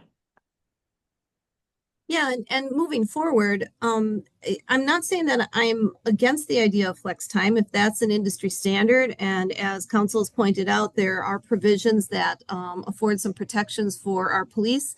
I have no problem with flex time. I would say then the agreement we should have should say flex time will be assessed on an annual basis. So in other words, at the end of the year, we're either going to pay it out or whatever, but you're not going to continue to roll and bank, because that's going to put us in a financial hardship. I don't think it should be done on a yearly basis. I think it should be done quarterly, that it's watched. Well, I think we can watch it throughout the year, for sure, and track it, on a monthly basis, and I can personally review that, regularly. I think what I discussed with Chief Schley is doing something similar to what I do with my employees, and that is, limiting, the exposure really, to both parties to an amount equivalent of, say, 2 times their annual vacation. That way, it never gets unmanageable. That's why I don't think it should be done yearly. I think it should be done either quarterly or monthly. Should be watched. Well, it'll be watched Yeah. much more regularly, but my Sounds like- point is that there needs to be some formula or some set number or something to cap it, is my opinion. Now, that'll be a policy decision that the Finance and Personnel Committee can make, but I'm just simply sharing that's my thought and what I discussed with Chief Sly already about how this might look going forward, but that'll be a decision for the board to make.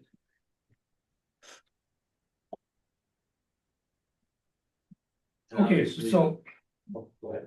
So we've belabored this quite a bit. And, you know, I'm comfortable putting forth a motion. And understanding that we don't know what the 2025 flex hours are, what the quantity is. But I'm comfortable putting forth a motion stating that we compensate Chief Bell for accrued flex hours for 2025 only at his rate of pay of $32.52 per hour. And we have a motion. I'll second that. We have a motion and a second. Any further discussion? I would like to know what those hours are. Before I approve it, absolutely. Because not only because I want to be fair to both parties, and so I need to know what those hours are. I do not want to shortchange the chief nor the village. Do you have access to that spreadsheet, Chief? I do, you know, so I don't have a key anymore.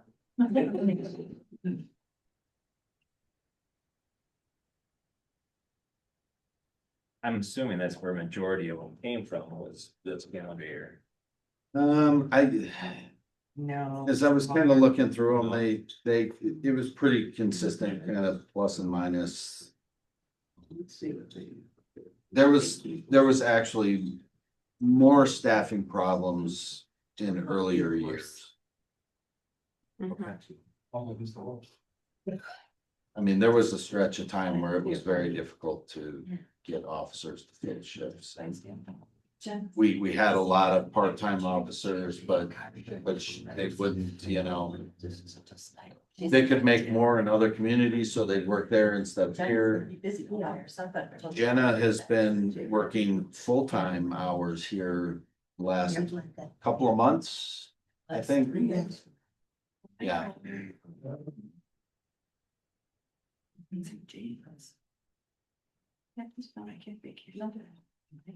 only carry 40 hours sometimes. I looked at 60. All the places I ever went, not sure you're at all. Use it, lose it. Did you get anything, Ben? Oh, hunting? I saw a few here, but didn't get any stuff. I will tell you, as long as we have a moment, I was telling some folks earlier, I was driving to the pinning ceremony in Menominee Falls Saturday afternoon at 2:30. And right as I was coming down the hill towards Krieger's, about a 12-point buck went running right across all 4 lanes of Appleton Avenue at 2:30 in the afternoon. And it's Unreal. during the day. Yeah. Yeah, this week, So huh? this week, Yeah, you don't need to. because there's an 8-pointer that keeps running across Good Hope by the creek. Again. Oh, they run through our yard too. To the back. Oh, yeah, wants to be considered. Maybe across the street feeds them. Last Thursday night, I took my dog out, who's about 60 pounds. Walked out the door, stopped. It was at least an 8-pointer. Last week. On the side of my driveway, and I was going. Well, when I see them, it's 2 in the morning and I'm barely focusing. 86.5 hours. 86? Yeah.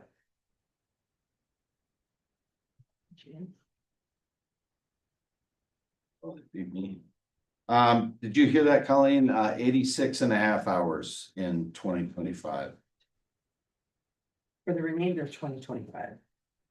That's what was accrued in 2025. Right, during the period that he worked, the 10 months that he worked in 2025. Well, that's all of about $2,800. Correct. Listen, in my opinion, we owe him more than that if he covered those shifts, which I believe he did.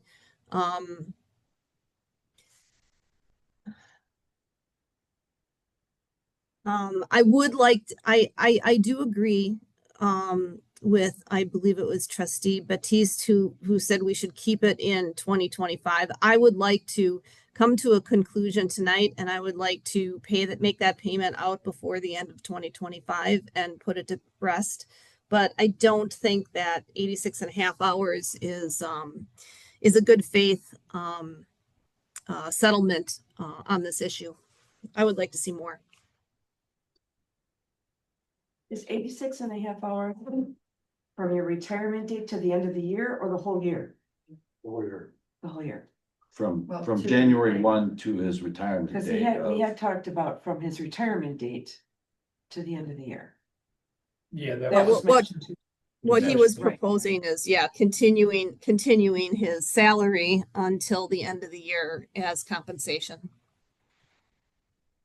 Which, if it's budgeted for, I would think that would be an advantageous compromise.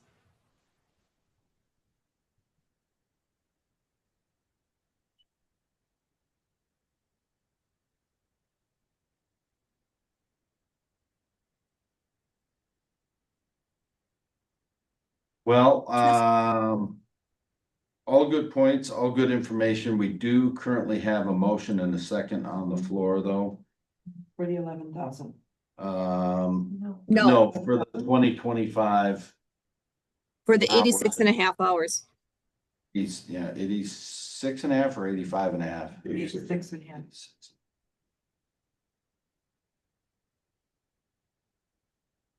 I don't believe that was mentioned in the motion. It was. Yes, it was. Yeah. No, Yeah, the it wasn't 20, mentioned in the motion, the number of hours. It was meant, you and Colleen You're both right. asked for what is the hours? right, But the Right. motion did not state. Yeah, What we it did. said yeah. that- that's correct. We did not have Under the 45. hours when the open motion was made. So we have, That's what I'm saying. Well, the motion stated that we would, account for the number of accrued hours in 2025. Mhm, The number of hours at that time was unknown. that's correct. mhm. Okay. Second. Motion. Okay, we have a motion and a second. I'm gonna do a roll call vote.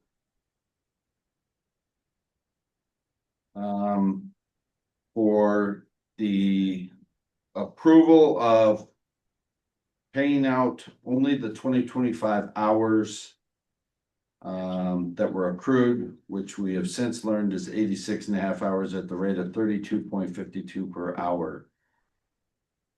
Summers, Personally, I would like to abstain from this. like to abstain. Is that You can do normal? that. Okay. All right. Abstention, Grenier, Yes. Willard, Yes.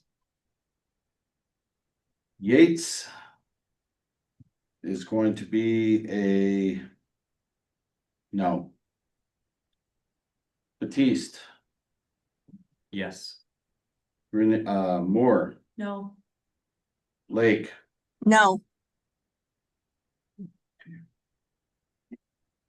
we have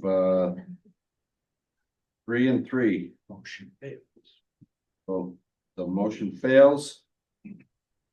We can take a new motion or. Right? Yes, sir. We can entertain a new motion. Yeah, otherwise we have to. If we'd need a motion to table it as well.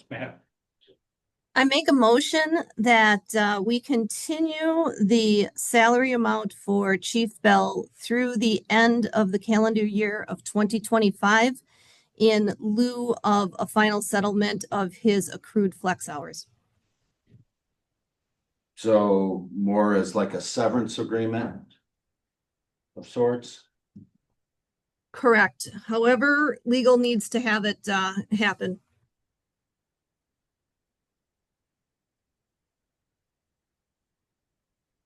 Okay, so we have a motion on the floor, if, and correct me if I'm wrong, to, continue to pay Chief Bell, his agreed upon salary through the end of 2025 in lieu of, compensation for any, alleged accrued, flex time. Correct. Do we have a second?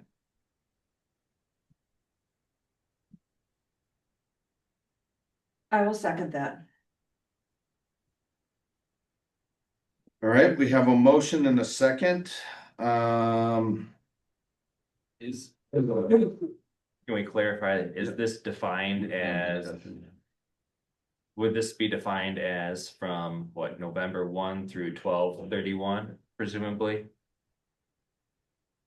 Yeah, That's that was my my intent. intention. Yes.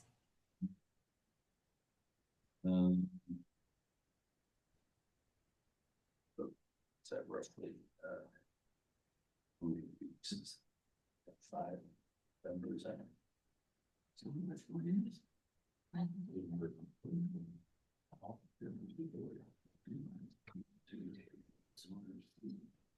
Yeah, we'll be right around 10, right? 8.5 weeks. Roughly 350 hours. 340. 340, yeah. Should be. Yes, sir. So I recommend that the motion be amended to reflect whether that's an absolute amount to be paid. Or an amount subject to normal withholdings, such that that would be a net amount after all appropriate withholdings. Right, because it's approximately $11,000. But that is gross. Subject to withholding.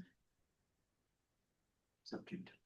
I would think that that would be the cleanest way to do it from an accounting standpoint, and then the tax liability would be deducted, and Dan wouldn't have to be 1099 on it then.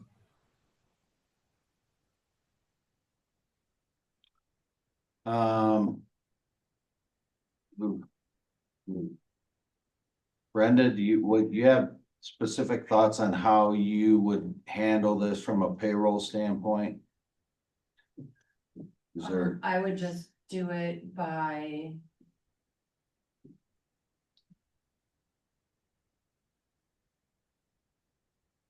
The salaried amount. Times however many pay periods are left, and then it would do the deductions automatically. Yep. The WRS, the FICA, all of that. right, and that avoids any huge spike in withholding, because when you get a big lump like that, they Right, hammer it the does, withholding.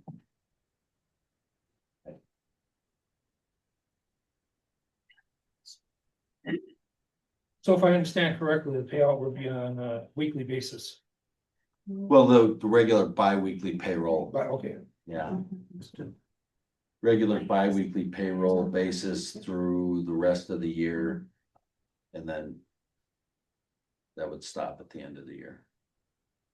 and All right, the- well, I will gladly amend my motion to clarify that the normal salaried amount for Chief Bell to be continued through the end of 2025 calendar year, it would be subject to all withholdings and normal payroll deductions. I will amend my second. Okay, so we have a motion and a second amended. Any other discussion? And the final payout would be within calendar year 2025. Yes. Mhm. To be contained within the 2025 budget. I mean, Right. the last check might trickle into January, but it's gonna be attributed to 2025 payroll. Right, and I'll remind my fellow trustees that the reason that that money is still in the budget is because Chief Bell did work those shifts that were not covered by other employees that would have further reduce the amount of his budget. So I think that although this is more than just what was accrued in 2025, I think that it's a lot closer to fair for Chief Bell than just limiting it to the overtime hours or the flex hours he worked in 2025. I agree. So we have a motion and a second. We'll do a new roll call vote. Mr. Summers, I again will abstain. Grenier, Yes, Willard, Yes. Yates is a yes, Batiste, Yes. Moore, um, and Lake. Yes. So we have one abstention and 6 yays.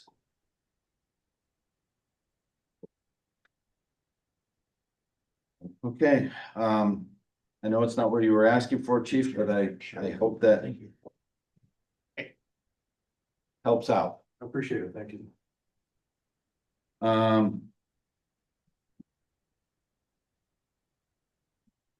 All right, we will then move on to item number 13, discussion and possible action on plowing contract for snow patrol.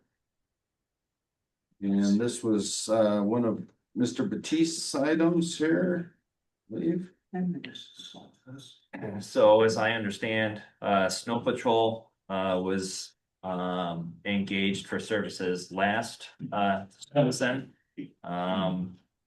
They did, from my observation, they did just a fine job. They kept their pricing the same as it was last year, so no increase in pricing. So their terms seem to be the same as what they were previously. So short of any advice from council, I see he's highlighting and making notes over there, so. I only have one question, Dan. The contract, it said proposal good until October 3rd of 2025. And we're at November 8th. They're fine. Are they I've fine with talked to them that? every week. Okay, Okay. okay. Yeah. That's what, Yeah, I talked to them last week because I wanted to make sure they were gonna cover us if we got Armageddon over the weekend, so. Right.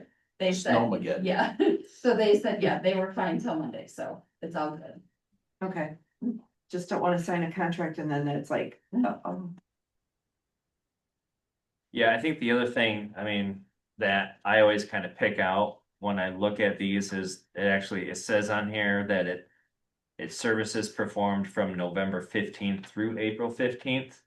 But in phone conversations with them, I said, hey, if it snows on the 14th, are we high and dry, or will you come help us out? And is it, we'll come carry you. We just have to put something on there. So we could mark it up and put, November 11th or November 12th on here if you wanted to, or extend it through April. But it's so that it's for the season, so. Yeah. And Brenda, question in here. Payments are due net 30 days from the date of invoice. We don't always get to see that within the 30 days. Are they flexible? Oh, yeah, they usually, sometimes they don't even bill us, like it'll be like a little bit later than the snow event, but when we get the invoices, they're fine. So they don't assess the 1.5%? No, they never have. Okay. Yeah, because it does say on the front here, payment terms net 45. And in So- the contract, it says 30. In the back. Yep. In all Yeah. the boilerplate, yeah. So 11, paragraph 11. we've clearly asked in the past for a 45-day net term that they put on the front here. Okay. Yeah, I suppose there's some clause back here that says all the stuff on the front's null and void and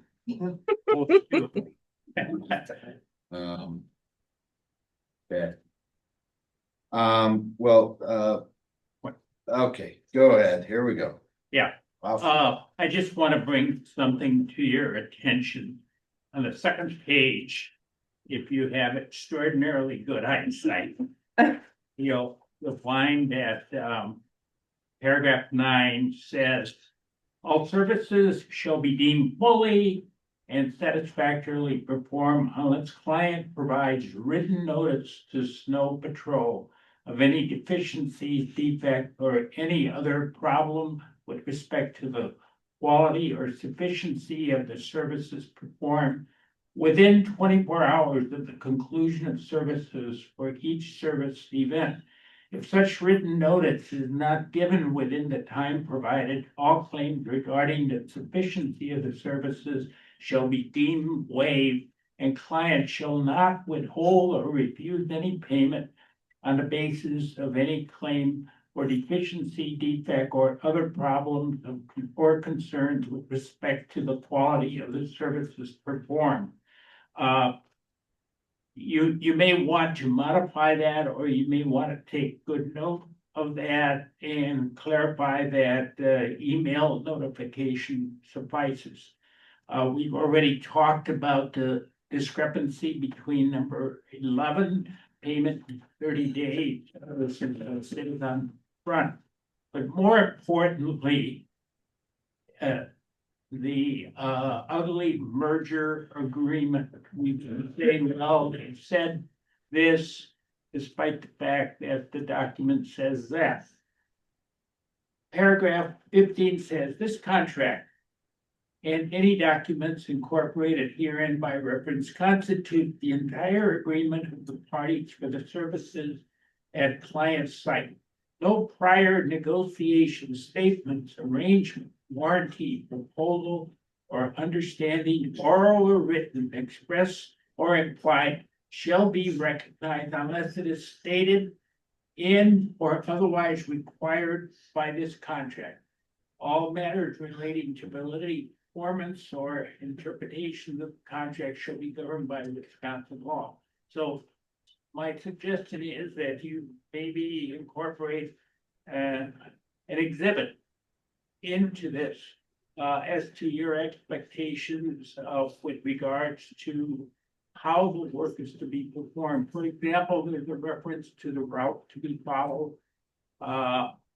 In some communities, that becomes very problematic because they set up their routes in a fashion easiest for them. Whereas the goal in most communities is to avoid bottlenecks and facilitate the cleaning of the area where there is the greatest demand. So those are my thoughts in that regard. Okay.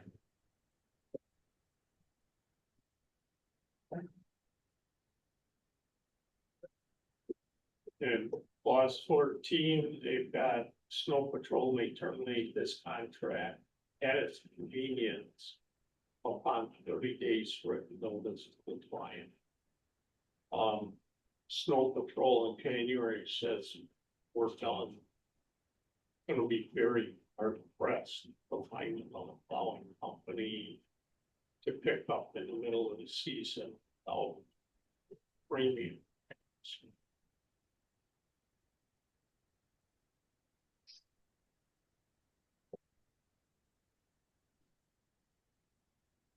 Think we can change that to a 60-day or 90-day written notice? Or to the term of the contract. I mean, what's the point of having a contract if they're not gonna perform? I would say just delete that section altogether. Right.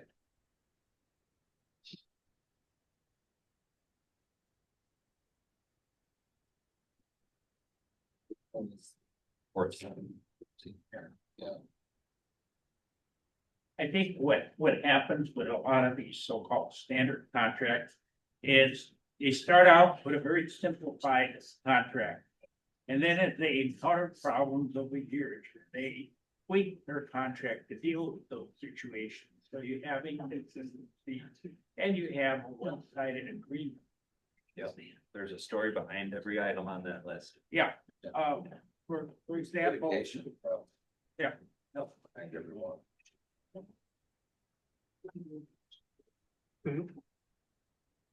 Okay, well, anybody else wanna take a swing at this horse? It's not dead yet. No? So how do we wanna go about getting a snow removal contract in place. I'll make a motion.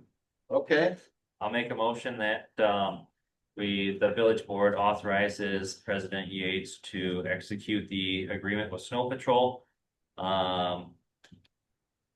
For the season of the winter of 2025 and the spring of, sorry, for the 1 year contract starting November, we could amend this to November 12th through April 15th. As stated here. And let's make a change to item 14, nation to 90 days written notice. And item 11 to 45 days. So that way it is consistent with the terms on the front of the proposal.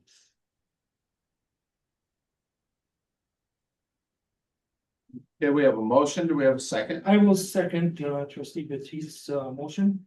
Okay, we have a motion and a second. Are we aware of, Brenda, any issues with complaints and having them actually come out and just take care of it? I know we've only had these guys for one season, I think, right? Several years. No, we've It's had a them couple? for a few years. Okay. Yeah. They've always been responsive, Yeah, right? they've been responsive. We haven't really had many issues come up with them at all. The only complaint I heard was on Forest View. When we had that really ugly storm, that people had complained that they couldn't push the snow off to the edge of the road. Yeah.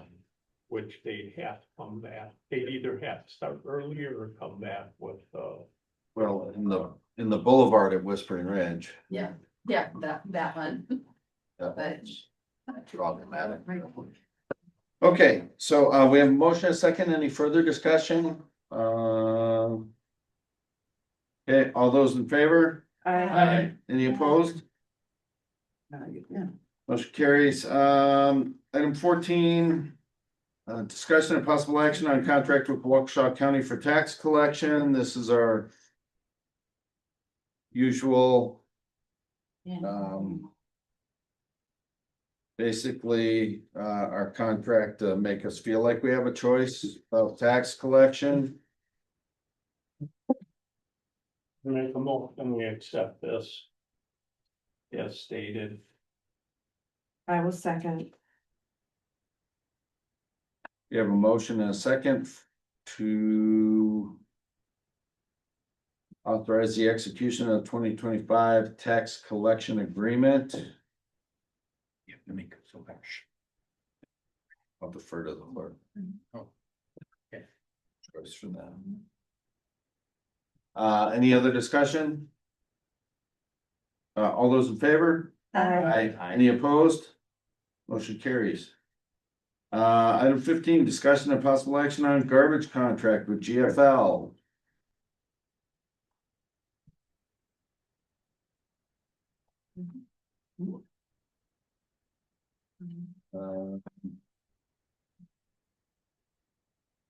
couple questions I have, I'm sure this is your area, Dan, right? By default, yes. Okay, Congratulations. one of the, a couple questions that I have. Number one is, have we looked into another source? Because several years ago, when we took on GFL, we had Waste Management and we had John's Disposal also. I looked into that. I solicited for bids and quotes early on this, at the end of the summer. Okay, Nobody else was interested. they weren't interested. Nope, I contacted John's. They were talking with their controller to see if they would want to bid on it and never heard back from them. Okay. And Waste Management crickets. So I mean, Waste Management owns GFL, so they own everything. Yeah. So it's, but I tried and this was the only proposal I got. Okay. Then the other question I had was, and this is strictly for a senior's eyes, if they could do their calendar in a different color. To be able to tell if it's trash day or trash and recycling. It's really hard to tell. Well, it's easy for me because it coincides with payday. So I just check my bank account and if I got paid, then I put the trash out and the recycling. And if I didn't, then it's just garbage. And I said, if for the senior eyes. Have to put it under a light to see. Is it green? Is it blue? Is it I blue believe green? he already sent the calendar, but I haven't opened it to look at it yet, but I doubt it. It's probably a PDF where I can't change it, but I'll see. Was there a term on here, Brenda? Yes. Their last one was 5 years. Okay, It has the date, It did. Yeah. it ends, the schedule on the back was for 5 years, so no. 2.4. okay. The only complaints that I recall dealing with is when you call for bulk pickup, that the stuff will sometimes sit for a week or two. Mhm. They've gotten a lot better since when we first started with them. But I've had stuff sit out at the end of my driveway for 2 weeks, and I called them 3 days ahead of time. Yeah. Yeah, we've had plenty of complaints and problems along the way, but they have gotten better. Right. I will just throw out there, if anybody, I had, somebody contact me from one of the communities about, Christmas tree pickup. So if you'll recall, we, did a Christmas tree pickup last January, I think, in lieu of a bulk pickup, right, Brenda? Or I think they did a dumpster in the parking lot.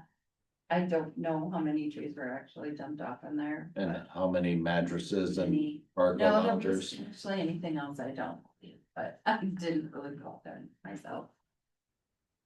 But yeah, that's something that should be, I guess, considered early on. I would consider this early on. Hmm. Does anybody have any thoughts on this? Well, there was a demand for it last year. For Christmas trees or Yeah. for? Yeah. For live? I will say my personal experience with Christmas trees here was not very good when I first moved to the village 7 years ago, and I tried to put the tree on the curb and they didn't pick it up for a couple weeks, and so then I loaded my tree and all the neighbors' trees into my pickup and drove it down to Waukesha, thinking I could take them to the big pile of trees there, and was informed that I couldn't because I don't live in Waukesha. And then it was disposed of in another. Can we take them down to? On the hill? No. No, because we don't live in Lisbon either. I agree. So You can buy a permit. I mean, Yeah. I disposed mine in the. another But there are a area. couple of fishing organizations that It's not- will pile them on the lake. And let them sink when the ice melts for fish habitat. Like the boats there or something. Yeah, and they all coincidentally own fishing lure stores, right? I think there could be some discussion at a later date about seeing if we could partner with Lisbon for yard. You can buy a permit. Yeah. If land and residents could buy an individual basis permits, and then you could do trees I and got yard that waste there. already. You can, Okay. Yep. There we go. That research was elite. Sussex as well.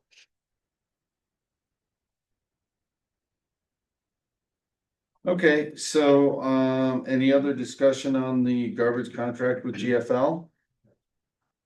Yeah, it's trying to ignore you. All right, Council? Everybody talked about the term.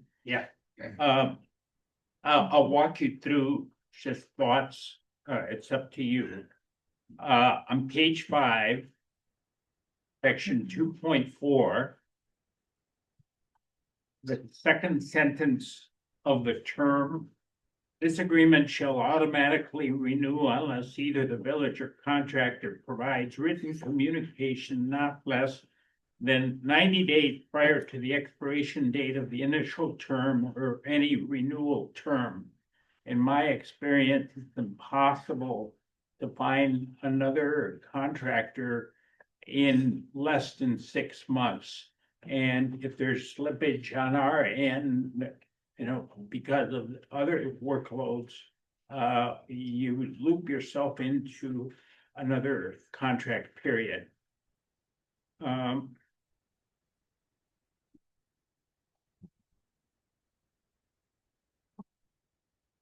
The non-curbside service for disabled person, Brenda, is that an issue in the community? It has not been that I'm aware of. Okay, because they do have a cap on how many people can participate, and that's page 7, section 3.3.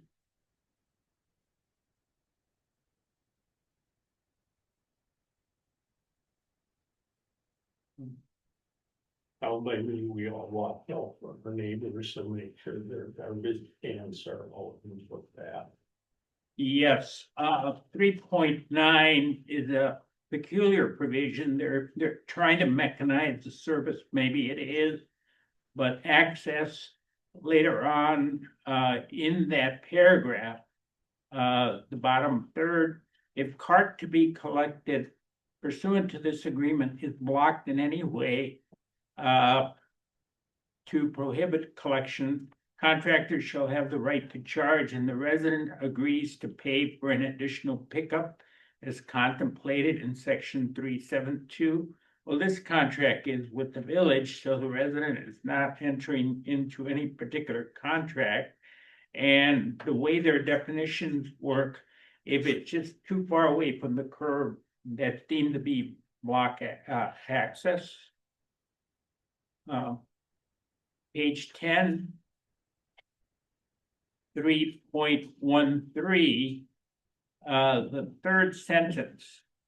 The village shall indemnify and hold contractor harmless from any claims, suits, actions, losses, damages, liabilities, or expenses, including but not limited to expenses of investigation and attorney fees resulting from the contractor's discontinuing service at any location at the direction of the village. You may want to eliminate that.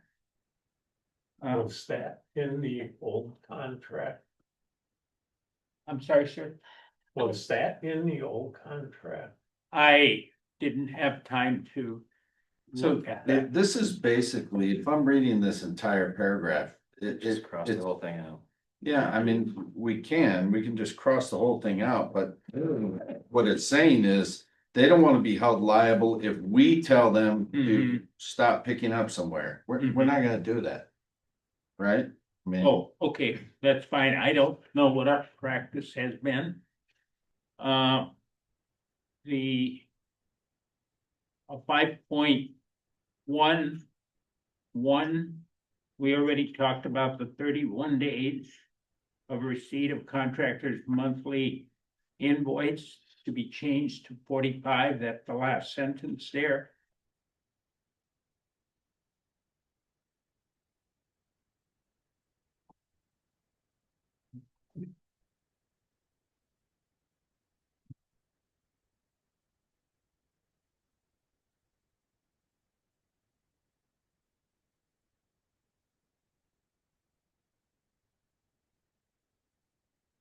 What do you think about 5.2, sentence number 2? So 5.2 is other service fee adjustments, and they essentially have a schedule on here for 5 years for what the rates are. And then it says on here that the contractor may increase or decrease rates from time to time to adjust for increases in operational costs or expenses incurred by contractor. Well, that's very, as they say, to use a non-legal term, loosey-goosey. That's the whole idea of a contract, and I didn't study the exhibit here, but it should be for a certain fixed period of time so that the village can budget because they collect the money from us, and do we collect the money from the users? Correct. So we're Yeah. the cashier there, we could be shortchanged there. So yes, definitely. And finally.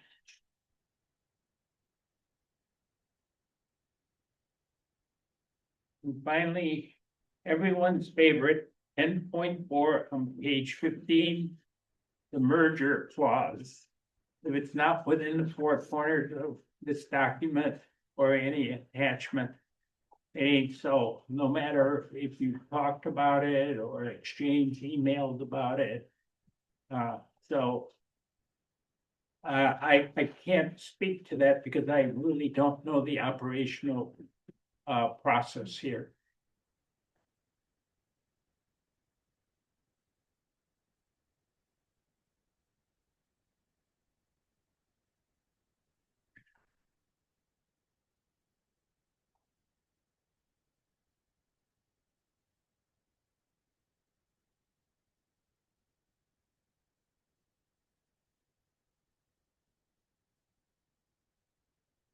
Where was that last one at? Oh, the merger, Yeah. I think 15.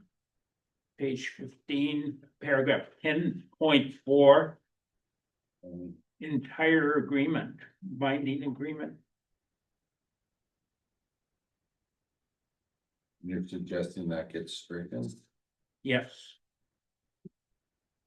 Or else we scrutinize this to make sure that anything that is of importance to us is is mentioned. Like some communities, for example, they require a response to a complaint within a certain period of time. Here, the missed pickup, it's supposed to be the next day. They have a carve out such that if they forgot to pick up your garbage on a Saturday, they don't have to do it on a Sunday. That backs up the whole system.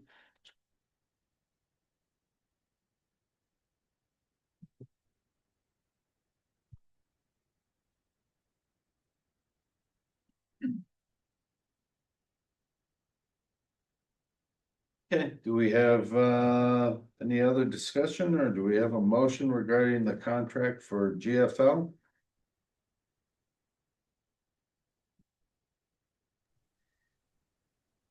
If we're Actually, I do have a question from a citizen making comments on dates of bulky and yard waste. Let me check the chat here and see what they say.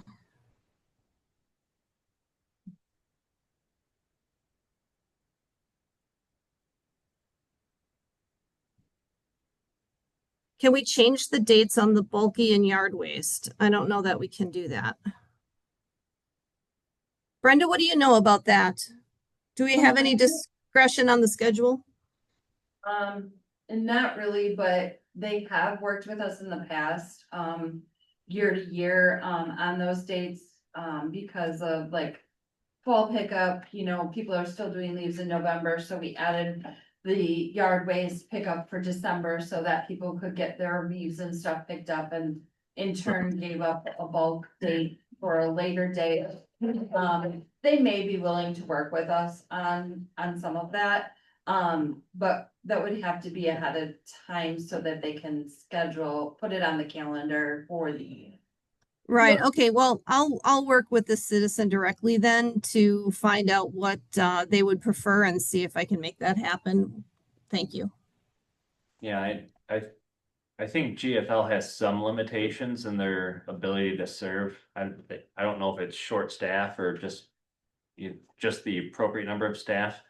Because I know we did reach out to them after the flooding to see if they could do additional pickups. And they just didn't have the capacity to do that, so. Yeah. There may be some limitations based upon what they're allowed to, and requesting to do pickups.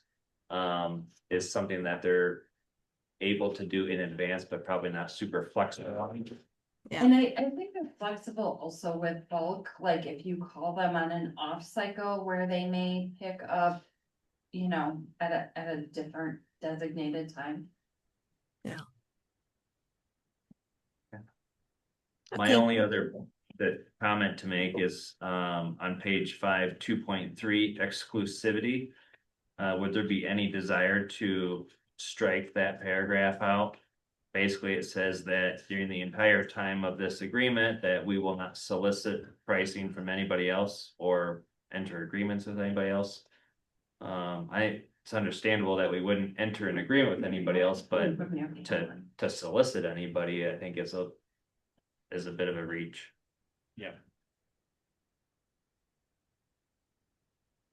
I would agree, paring that down would make sense.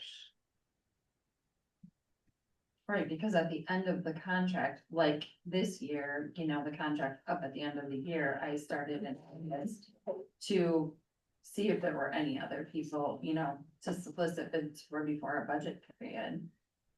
So we would have those numbers.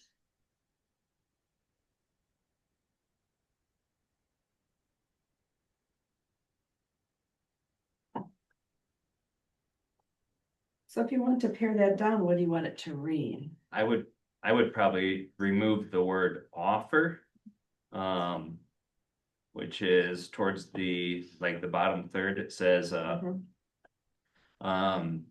other person or entity except the contractor may offer or provide the services as contemplated hereby. I think if you strike offer or, so it just says except the contractor may provide the services.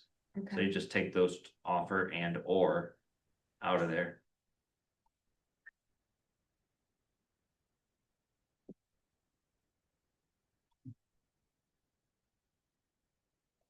And with regards to your comments about the flooding and cleaning up, in this contract on page 9,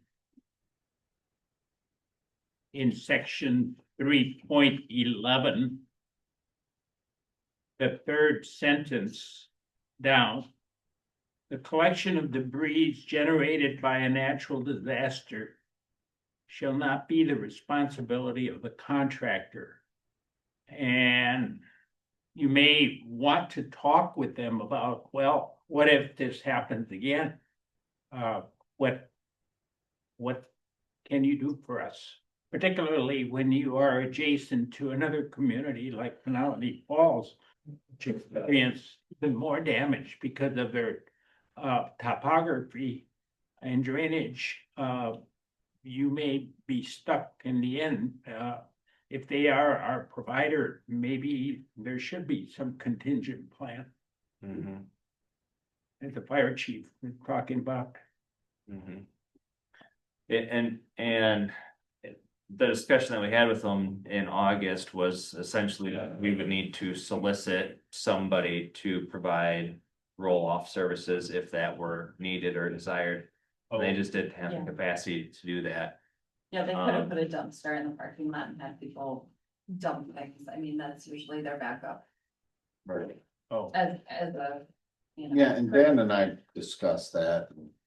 There didn't seem to be Need for it. a huge community demand for that. Sure.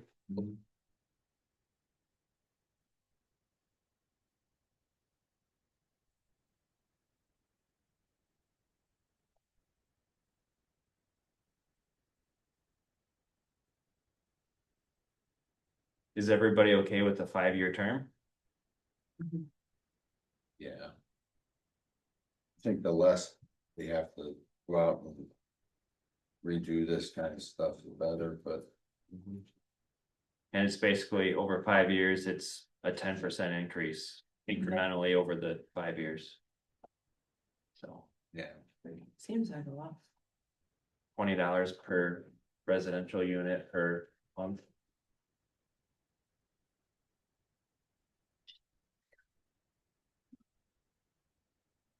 Put it with Dan's Christmas trees from last year. I don't know where that is. Okay, so, I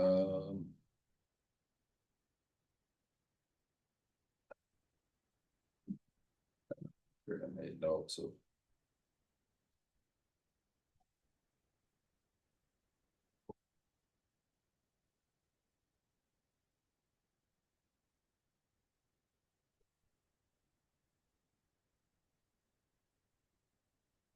I can make a motion that we, that the board authorizes President Yates to, execute the agreement with the modifications and adjustments that we discussed today.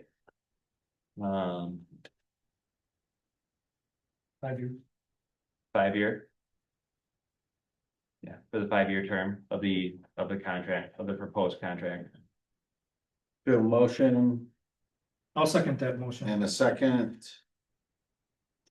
And just for the record, to make sure that I have things covered, I've got a suggested edit in section 2.3. I have suggested change in 5.1.1, 45 days. I have suggested edit in 5.2 to basically strike the second sentence. And strike 10.4 entirely.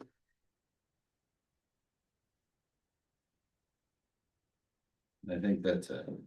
For the record, I need this done by next week because I have to get the amounts to the county for the taxes. Okay. The only additional note that I have is on 2.4. Is I think we wanted to strike out the automatic renewal on 2.4. Correct.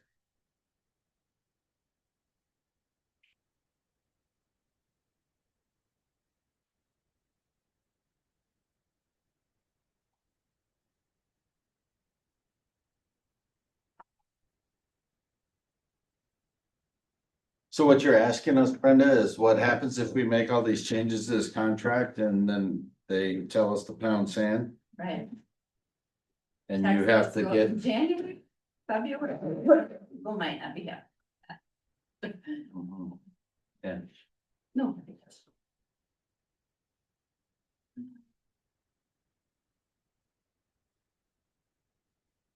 okay, But I feel like if we get them to them, in the next couple of days, they should be able to review it. all right, so we have motion second, we have all the edits, got notes there for that. Any other discussion? All those in favor? Aye. Any opposed? Motion carries, item 16. We have a break after. Yeah, I was gonna actually, thank you, I was gonna ask if you needed a little boys room break. We'll Yeah. recess for 5 minutes, cause Ben hasn't been sitting here long enough.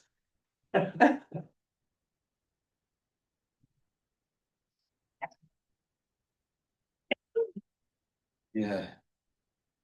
We should. Yeah, this is for you. It's the Oh, thank you. contract.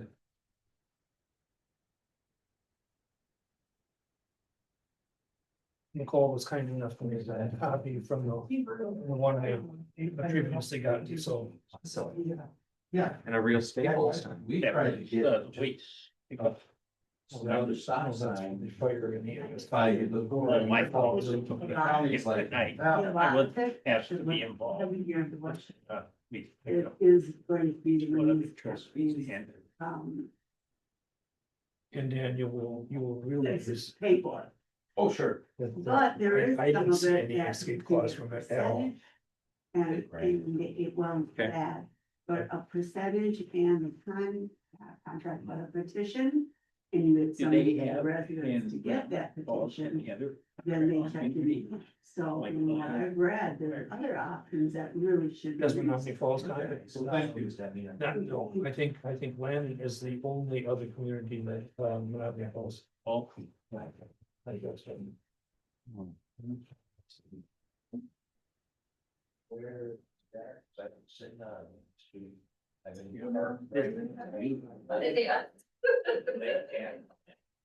Many years ago, I used to represent And their image was anonymous with the fire department.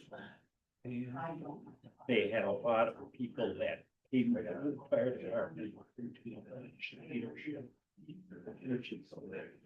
That even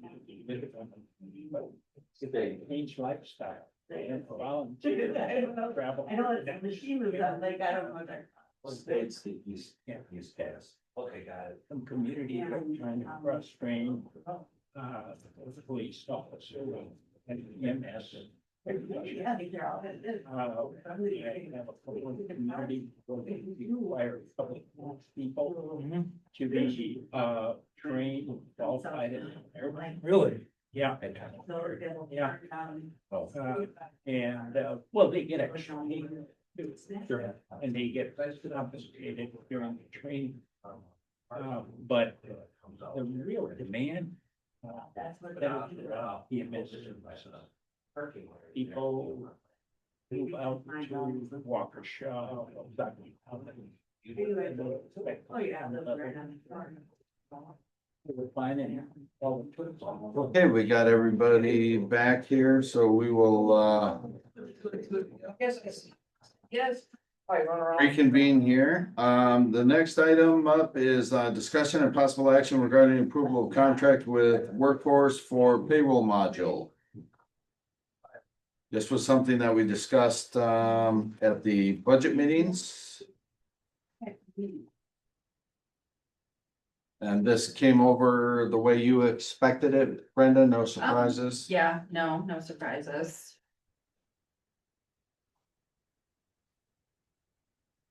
And this software is working well for you, right? Yes, it is, and they're supported very nice, they're in the state, they, they're always there, they can log in, they can walk me through things. So, yeah, it is nice, and it would be helpful to tie everything together so I can reconcile completely, because right now the payroll is not as in part of the accounting system and things like that, so checks and things don't clear to 100%. Kind of thing, so.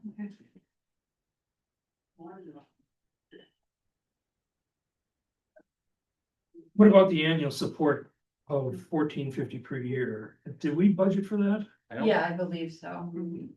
I was just checking that also, and I see where the 2650 is budgeted. But I don't see where the 1450 is budgeted. I think it's just part of the data processing.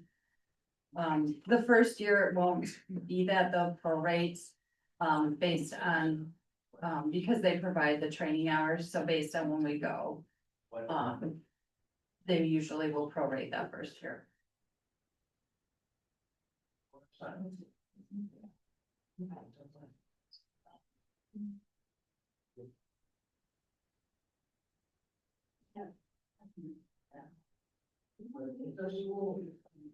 So do we own the software? Or we're purchasing a right to use the software? It's like a license, probably. Yeah, License. it's a license, but there's not like a limited amount of users or anything. We can have as many users on it as, anything. So it's not like based on a per license fee, it's just annual fee. And this support amount covers any number of employees and payroll cycles, or Correct. Yeah, they're not charging us like QuickBooks is for each payroll cycle based on Right. how many employees we pay that Right. week or that cycle or okay. whatever.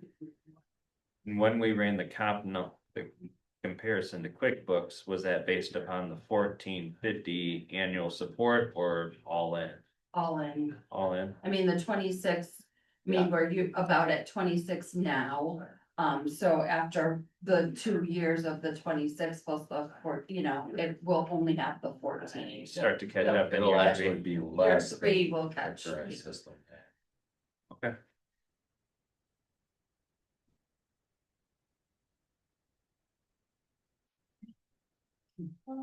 Anybody like to make a motion regarding the workforce payroll module? I make a motion that we accept the contract workforce, a role. So. We have a motion. Do we have a second? I will second. Any other discussion? All in favor? Aye. Aye. Any opposed? Motion carries. And moment you've been waiting for, item number Good evening. 17. Wake up. Sorry, Ben. Discussion and possible action regarding reconstruction of Bonnie Lane. So 17 is exactly what was tabled from last month. You'll recall that, what we decided to do is actually put together the exact engineering numbers. Which is in item 18, and just to preface on that. I accidentally sent Brenda duplicates of path extension and not the Bonnie Lane agreement, but I can kind of talk through that. So I guess on item 17, I frankly forget exactly where this left off from last month, but I believe it's kind of decision needs to be made about is this something that needs to be done next year, or is the intent to delay it? Yeah, so I think my recollection on item 17 of Bonnie Lane. Is that, we had intended to move forward with it under the previous assumption that it would be 100% TID eligible. And then after the discovery that it was 90% TID eligible, 10% village operating expenses. We kind of decided to, table it and discuss it at a later date. So what I've been working on over the last, I guess since that meeting, is getting some budgetary pricing to just do Band-Aid work on Bonnie Lane and some surrounding areas. I'm still waiting for that pricing to come in. I do expect it to be probably within this week. Unfortunately, I didn't get it prior to today.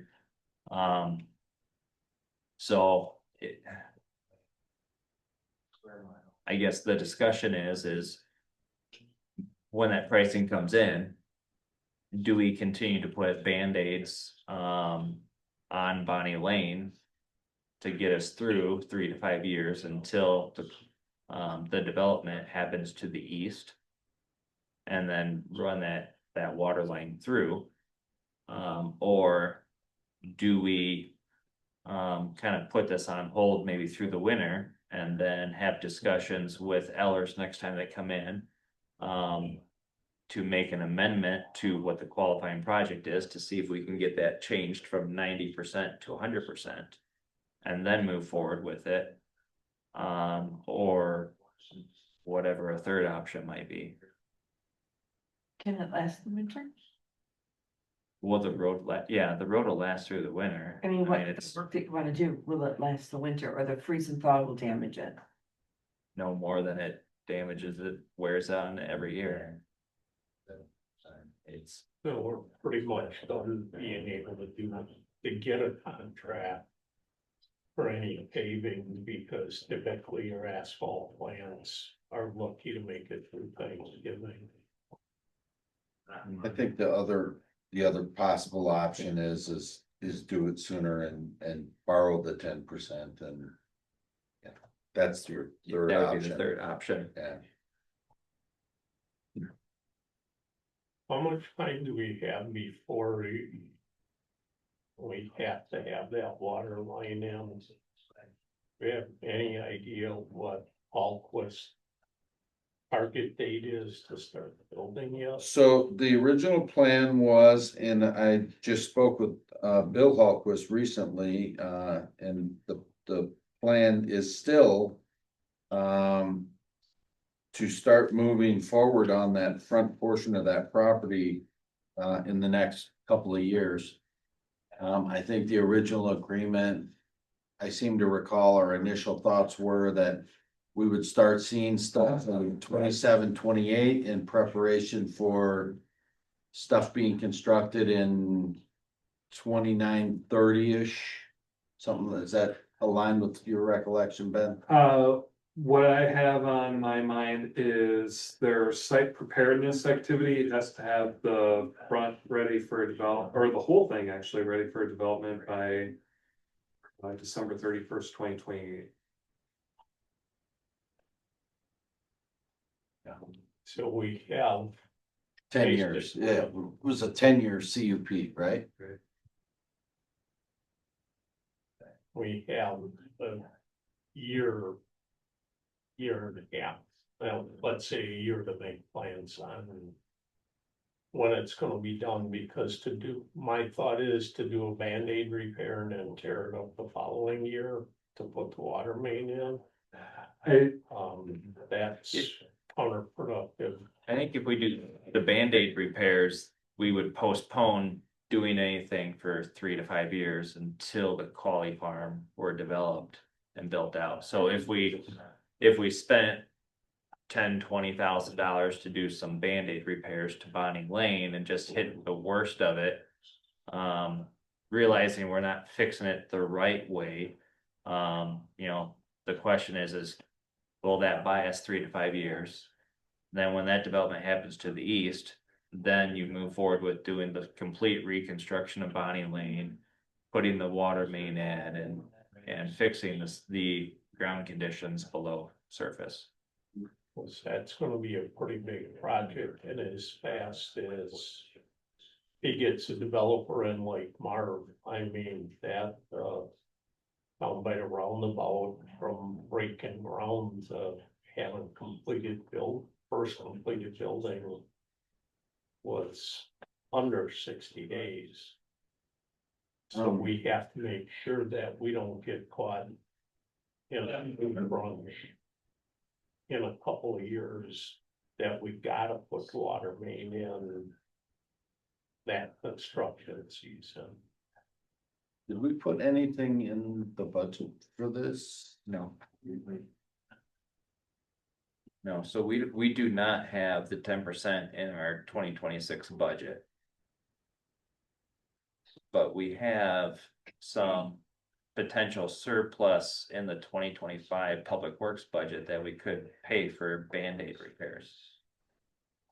So, assuming the weather holds out, enough to do Band-Aid repairs. Do you know the general type of Band-Aid repairs that are being proposed? So, they're gonna give me recommendations for mill and overlay versus cut, patch, and go down to base when they do their saw cutting and tear out, complete tear out. I identified 6 areas, on Birchwood Lane and Bonnie Drive and also on Becker Court. So I think it's 5 or 6 areas in total. And so I mapped them out. I can shoot it over to you. That's okay. I was just curious if it was like the mill and overlay or cut patch, like you said.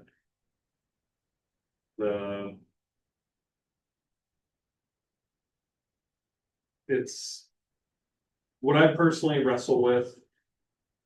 That makes sense from a budgetary standpoint, but I feel like that eastern portion of Bonnie Lane is so far gone that it's.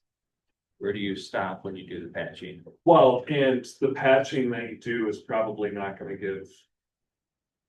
You won't get. You're not gonna get your money's worth even out of the patching. As I understand, the problems are with the subgrade Base, yeah, right. or the lack of base. Right. It's all about. Also, just, we're stuck in the. We're not gonna do the road without the full road reconstruction. We're not gonna do that without putting water in. So we don't wanna come and tear that up 3 years later. So it's a tricky situation where neither option's a great option. I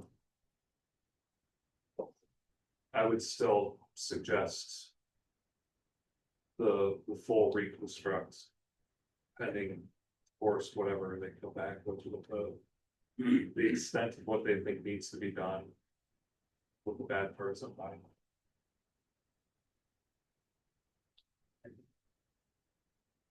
you talked about culvert replacement also, man. Yeah, they're on Birchwood Avenue Lane, Road, I'm not, Birchwood. There's a culvert, I think it's like an 18-inch diameter steel culvert that's kind of partially collapsed and partially plugged. It kind of seems to veer. Jerry pointed it out to me, kind of when we did a transitional type of thing. So I put it on my list too of things to get pricing for when I reached out to the contractors, so we'll see where that comes in. Jerry had a kind of a budget ballpark on it of 8 to 10 grand, I think, based upon conversations that he had with contractors and similar work that was done. But I couldn't find any formal proposal that Jerry had for that, but essentially that's at the top of Davies. Runs north-south across Birchwood. I don't know how critical that culvert is in the grand scheme of things, but I know it's on the list.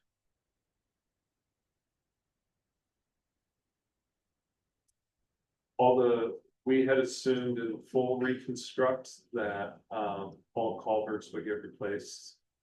You actually recalculate the whole drainage area, actually goes up into Lisbon a little bit, make sure that's sized correctly. Drainage issues. So culvert replacement ideally would best be done during the total construction. So you don't tear it all year to place it again. Sure, yeah, I think the one that Dan's referring to is out of the project area though, it's at the top of the hill at Davy. Not down at Bonnie Lane. Other end of the hill, yeah. So just, that one, if that's done, won't be affected by it later. so just to put a number on this, the full reconstruction at 10% participation from the village would require the village to borrow approximately how much? About $150,000. And where would that money be borrowed from? Well, Ellers would identify that. A couple of the sources they typically go to is like the state. State trust fund. State trust fund, yeah. Typically. It's a pretty favorable interest rate. Typically. We borrow it from ourselves. From a sewer fund or water fund. Sewer, probably, water, probably not. PSC doesn't like too favorably on that. They like to be the only mafioso in town. And the Band-Aid approach would last roughly couple 3 years. I hope, yeah. That's a big hope, though. It's a lot of money. That would be, that would be the idea. Now, what turns out reality, I don't know, but. So the idea would be to, if we can put a Band-Aid on it for 3 to 5 years. Then that gives us the opportunity to either negotiate with the joint review board on getting 100% funding on Bonnie Lane. Or it gives us the ability to save up the $150,000 and then we don't have to borrow it. So Ellers did say. Started with design, like the 10% can come from anywhere. So there's still time between now and bidding to amend the TID project plan if that's the route that's chosen. To try to get that 100% funded. But it sounded like they felt that the design would be TID eligible regardless. The other thing to keep in mind, I just pulled the construction costs index history for another entity this last week. it's been changing 3 to 4% year over year. So another thing to keep in mind is if we're hoping that this lasts 3 to 5 years, that's Yeah, 3 to 5 years of inflation. right. Yes. It's another thing to consider.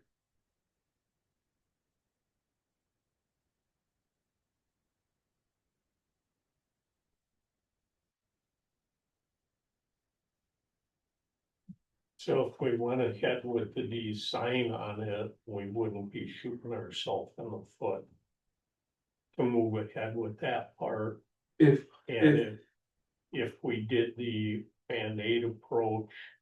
That timeline would work out close to when.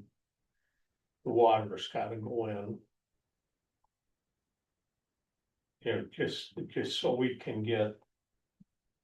The water in when it's gotta be there. Yeah, I guess. So our assumption would be is if we move ahead with design right now, it'd basically be ready for bidding in March. And the whole thing gets built in 2026. If you go ahead with the Band-Aid, if you do that, I would suggest not spending any money on any Band-Aids. Right. If you wanted to spend money on Band-Aids, have us design it and then build it in 2027. I guess frankly, I would still recommend you don't spend any money on Band-Aids. Like if your intent is to do it pretty quick, just put that money towards something else. I would agree. There's plenty of other areas where we could put our Band-Aids. Sure, yeah. Yeah. Yeah. Another thought, you know, Hallquist as part of getting their PUD. I'm sorry, their conditional use permit, their CUP. They put up $300,000. It was intended for Good Hope Road. Good Hope Road is also in the TID project plan, I think, as being like 90% TID, 10% local. But what's gonna happen with Good Hope Road is it's 80% federal and 20% local. So the assumption is all of that 20% comes from the TID. So there could be a scenario where the village's 10% comes out of this 300. Now, that's just an engineer's view of economics. I don't know if it's actually feasible to do that or not. Perhaps something to talk to. Is it an Ayler's or a Wendy question? It might be a Hector question, depending on what that CUP agreement says. We'd have to review that CUP agreement. In the past, I think, I know, I can just hear Hallquist saying, that's fine if that's how we want to use it. But you have to show us that you promised that Good Hope Road's getting rebuilt. And this means we have to go ahead and amend the CUP. If it doesn't explicitly say you can do it that way. So I think that was, again, to help go towards water main to their property, which, wasn't it? No, I don't believe so. It was like, hey, you're gonna put all this extra wear and tear on Good Hope Road with all the trucking of opening up a quarry here. Okay, It's gonna be several years until we're able to rebuild Good Hope Sure. Road, so that's right. put this aside in a little Good Hope Road Yep, maintenance fund. yep, that's right. Well, just a fun fact, if I did the math right, even if we use a 3% inflation rate, we put off that $1.6 million project. 3 years at 3%, it's costs another $150,000.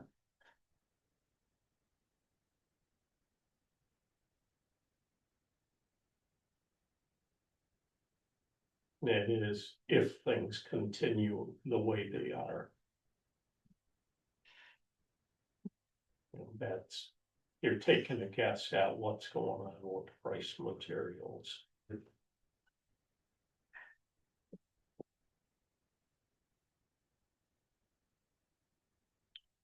So are we leaning towards doing the full reconstruction and water line now?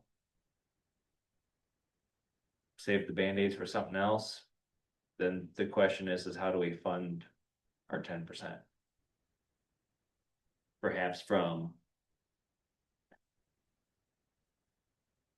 Perhaps from that, or perhaps we lend ourselves the money out of the sewer fund.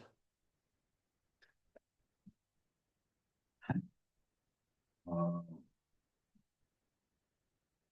Although, honestly, between, and Brenda, you might know this, I think the money that we have in the state trust fund, I think actually, don't we put money in there when we have large sums that are waiting, sitting in funds, and that gets interest, right?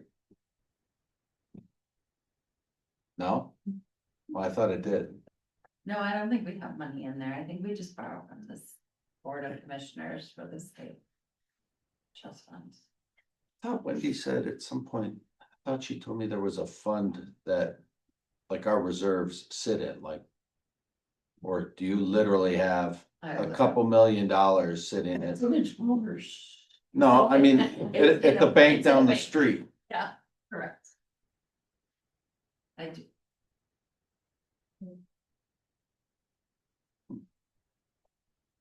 Thought that was sitting in a fund. We were getting interest on that. should put in a CD or something at least. Yeah, I could have sworn. Okay. No, I'm in favor of the known versus the unknown. It's always my preference, but And the known being to move forward with the design and construction next year. well, we have a better idea of what those costs are, right? And so you remove some of the variables, but that's just me.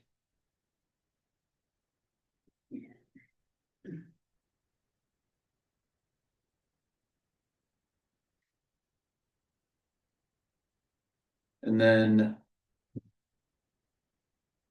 So we're still on 17 though, right? Yeah. So what was the dollar value for 17? We had reported in the capital improvement plan, a total of 1.8 million.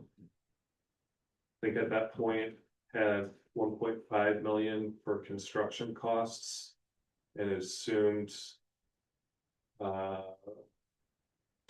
for design, 10% for construction. I actually have the actual design amount, which is in a draft contract. Again, I sent Brenda the wrong file, but we're at 78,000 for design and bidding on Bonnie Lane, the water main and the road, which is closer to 5%. I'm sorry, 5 or 6%, depending on how you calculate it. And then part of something to discuss on the next item. We kind of had the idea of if the village is interested in doing that path between St. James Park. We have like just a fixed cost of putting documents together, and it's not a fixed dollar amount, but it's like you gotta put together a specification no matter what, you gotta go through bidding no matter what. If you decide to go ahead with Bonnie Lane, do you just combine the two, like put them on the same bid package? And then we save $6,000 on the engineering by not having to do a second spec book and a second bidding process. And then you might actually get better pricing on the path too, because it's part of a larger project with more paving. So that's a preview of item 18. Okay.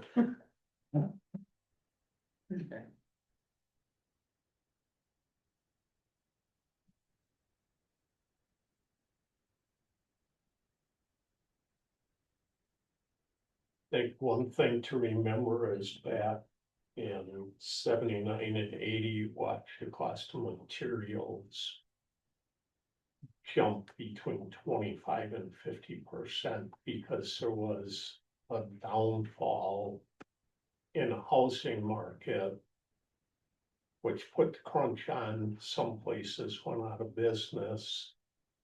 And I work for Frederick's Ready Mix, and I watched the cost of doing my driveway took a big jump because you had to get in line and wait. So it's always a gamble. And right now, prices have been climbing and climbing, and eventually it's a cycle. Things are gonna go down, and what's it gonna do to the construction industry?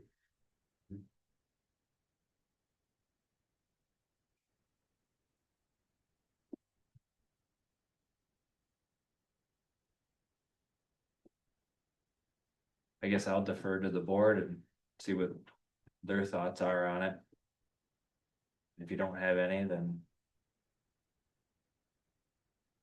Well, would we be shooting ourselves in the foot to do the design, the engineering on both of these projects? I think that's what we discussed last month, is that if we weren't going to move forward with the construction work, then there wasn't a lot of value in doing the design today. And if the plan was to defer the construction for 3 to 5 years, then we should wait and do the design in 3 to 5 years. So that way it's in advance of, or at the same time as the construction.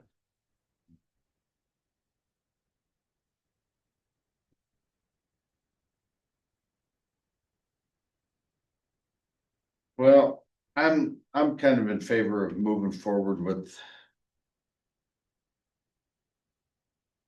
the designing both of the projects together and pushing forward. I guess I'm not in favor of a Band-Aid. Yeah, and I know we felt like that path in the park was a pretty important piece too. I think there's a need and a value added to the community to have that path in the park. Yeah, Um, and some cost savings if we combine it. Yeah, I think my biggest concern and the reason I suggested waiting 3 to 5 years was from a cost standpoint. And just trying to make sure that, we're being good stewards with the finances that we have and that we're not committing to spend money that we don't have. So Yeah, if we, lower interest expense, yeah. and so if we have a source to pay for it, well, that's new information, I guess. Where does that path, that bike path go? Where is it? Connects those two lots, that it goes down from that entrance at the southern end of the park. Up along the Lannon Road to the Lions parking lot, Okay, so that there's an actual physical paved path connecting the two lots. So, yeah, essentially it's between the baseball field and Landon Road. how much design work actually would go into that? Not a ton. We're gonna Yeah. do a survey. We would actually do a survey. Yeah. Pet peeve of mine is seeing. You can't just show like a line on paper and do a typical cross section and then the contractor makes it work in the field. Normally the drainage doesn't work out that great. You get ice and puddles on it, whatever. We would actually, it's only one plan sheet, but then we would actually cut several cross sections. Make sure it's all designed correctly that way. So we're saying basically, if you do the projects together, our design on that is 12,500 design and survey. MSA put together a cost estimate for the actual path itself at like, it's in the 50s.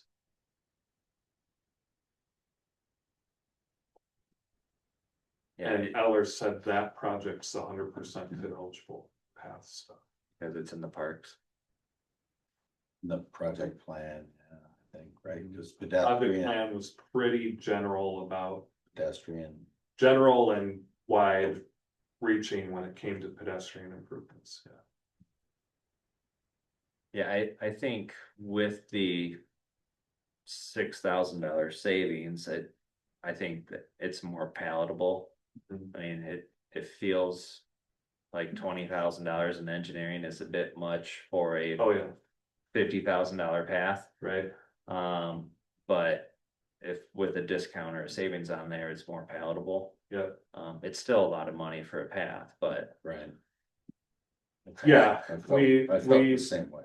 I frankly felt the same way too, and kind of pressed I wouldn't be the person leading that design, but I pressed them on just like it's tricky when you get into small construction dollar designs, there's still all that over. like a floor on a certain amount of design and care and responsibility. You still have meetings. I think we budgeted coming to a plan commission meeting, coming to I forget if it's the Parks Committee meeting. There's on the southern end, there's a stone bench that's gonna have to get moved, and just from experience, things like that are normally like legacy memorials from a couple generations ago that you don't really find out how important it is until you talk about moving it. So there's, things like that to just.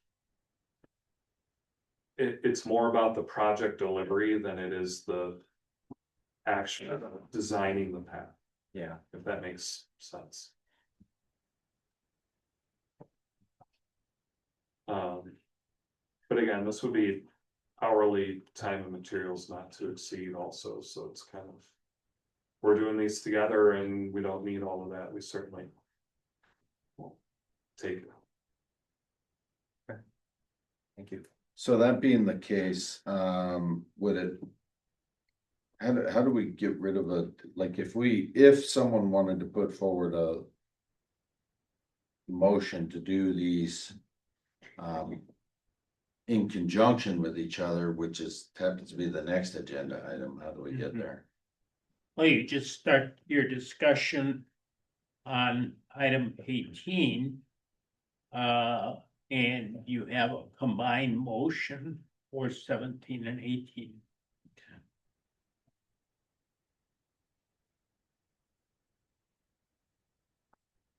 Because the two matters of work are intertwined. Yeah. The important thing is that you identify funding, because you can't commit to a project without having funding.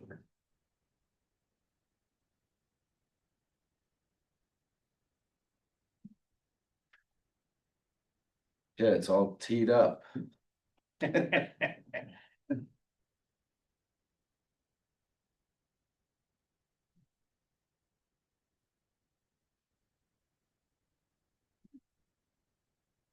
Anybody?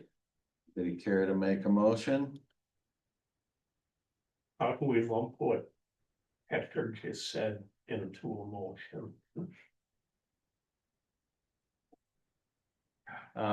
I'll take a crack at it. I'll make a motion that we move forward with awarding the contract to Strand Associates for the design and construction management services, or however it's best described. Design and bidding. Design and bidding services for Bonnie Lane. That will be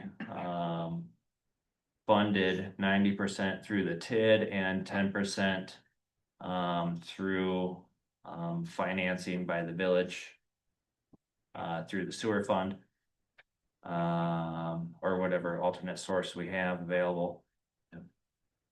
And additionally, I recommend that we approve agenda item 18 to award Strand Associates for the design and bidding process for the recreational trail multi-use path at Jake's Park. with the discounted fee structure of doing these two together.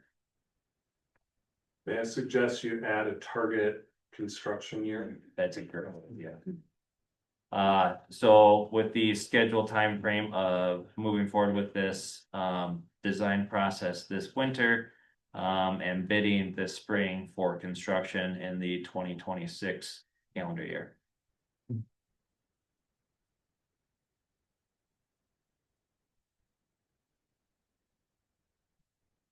I'll second that motion. Okay. We have a motion and a second. Any further discussion?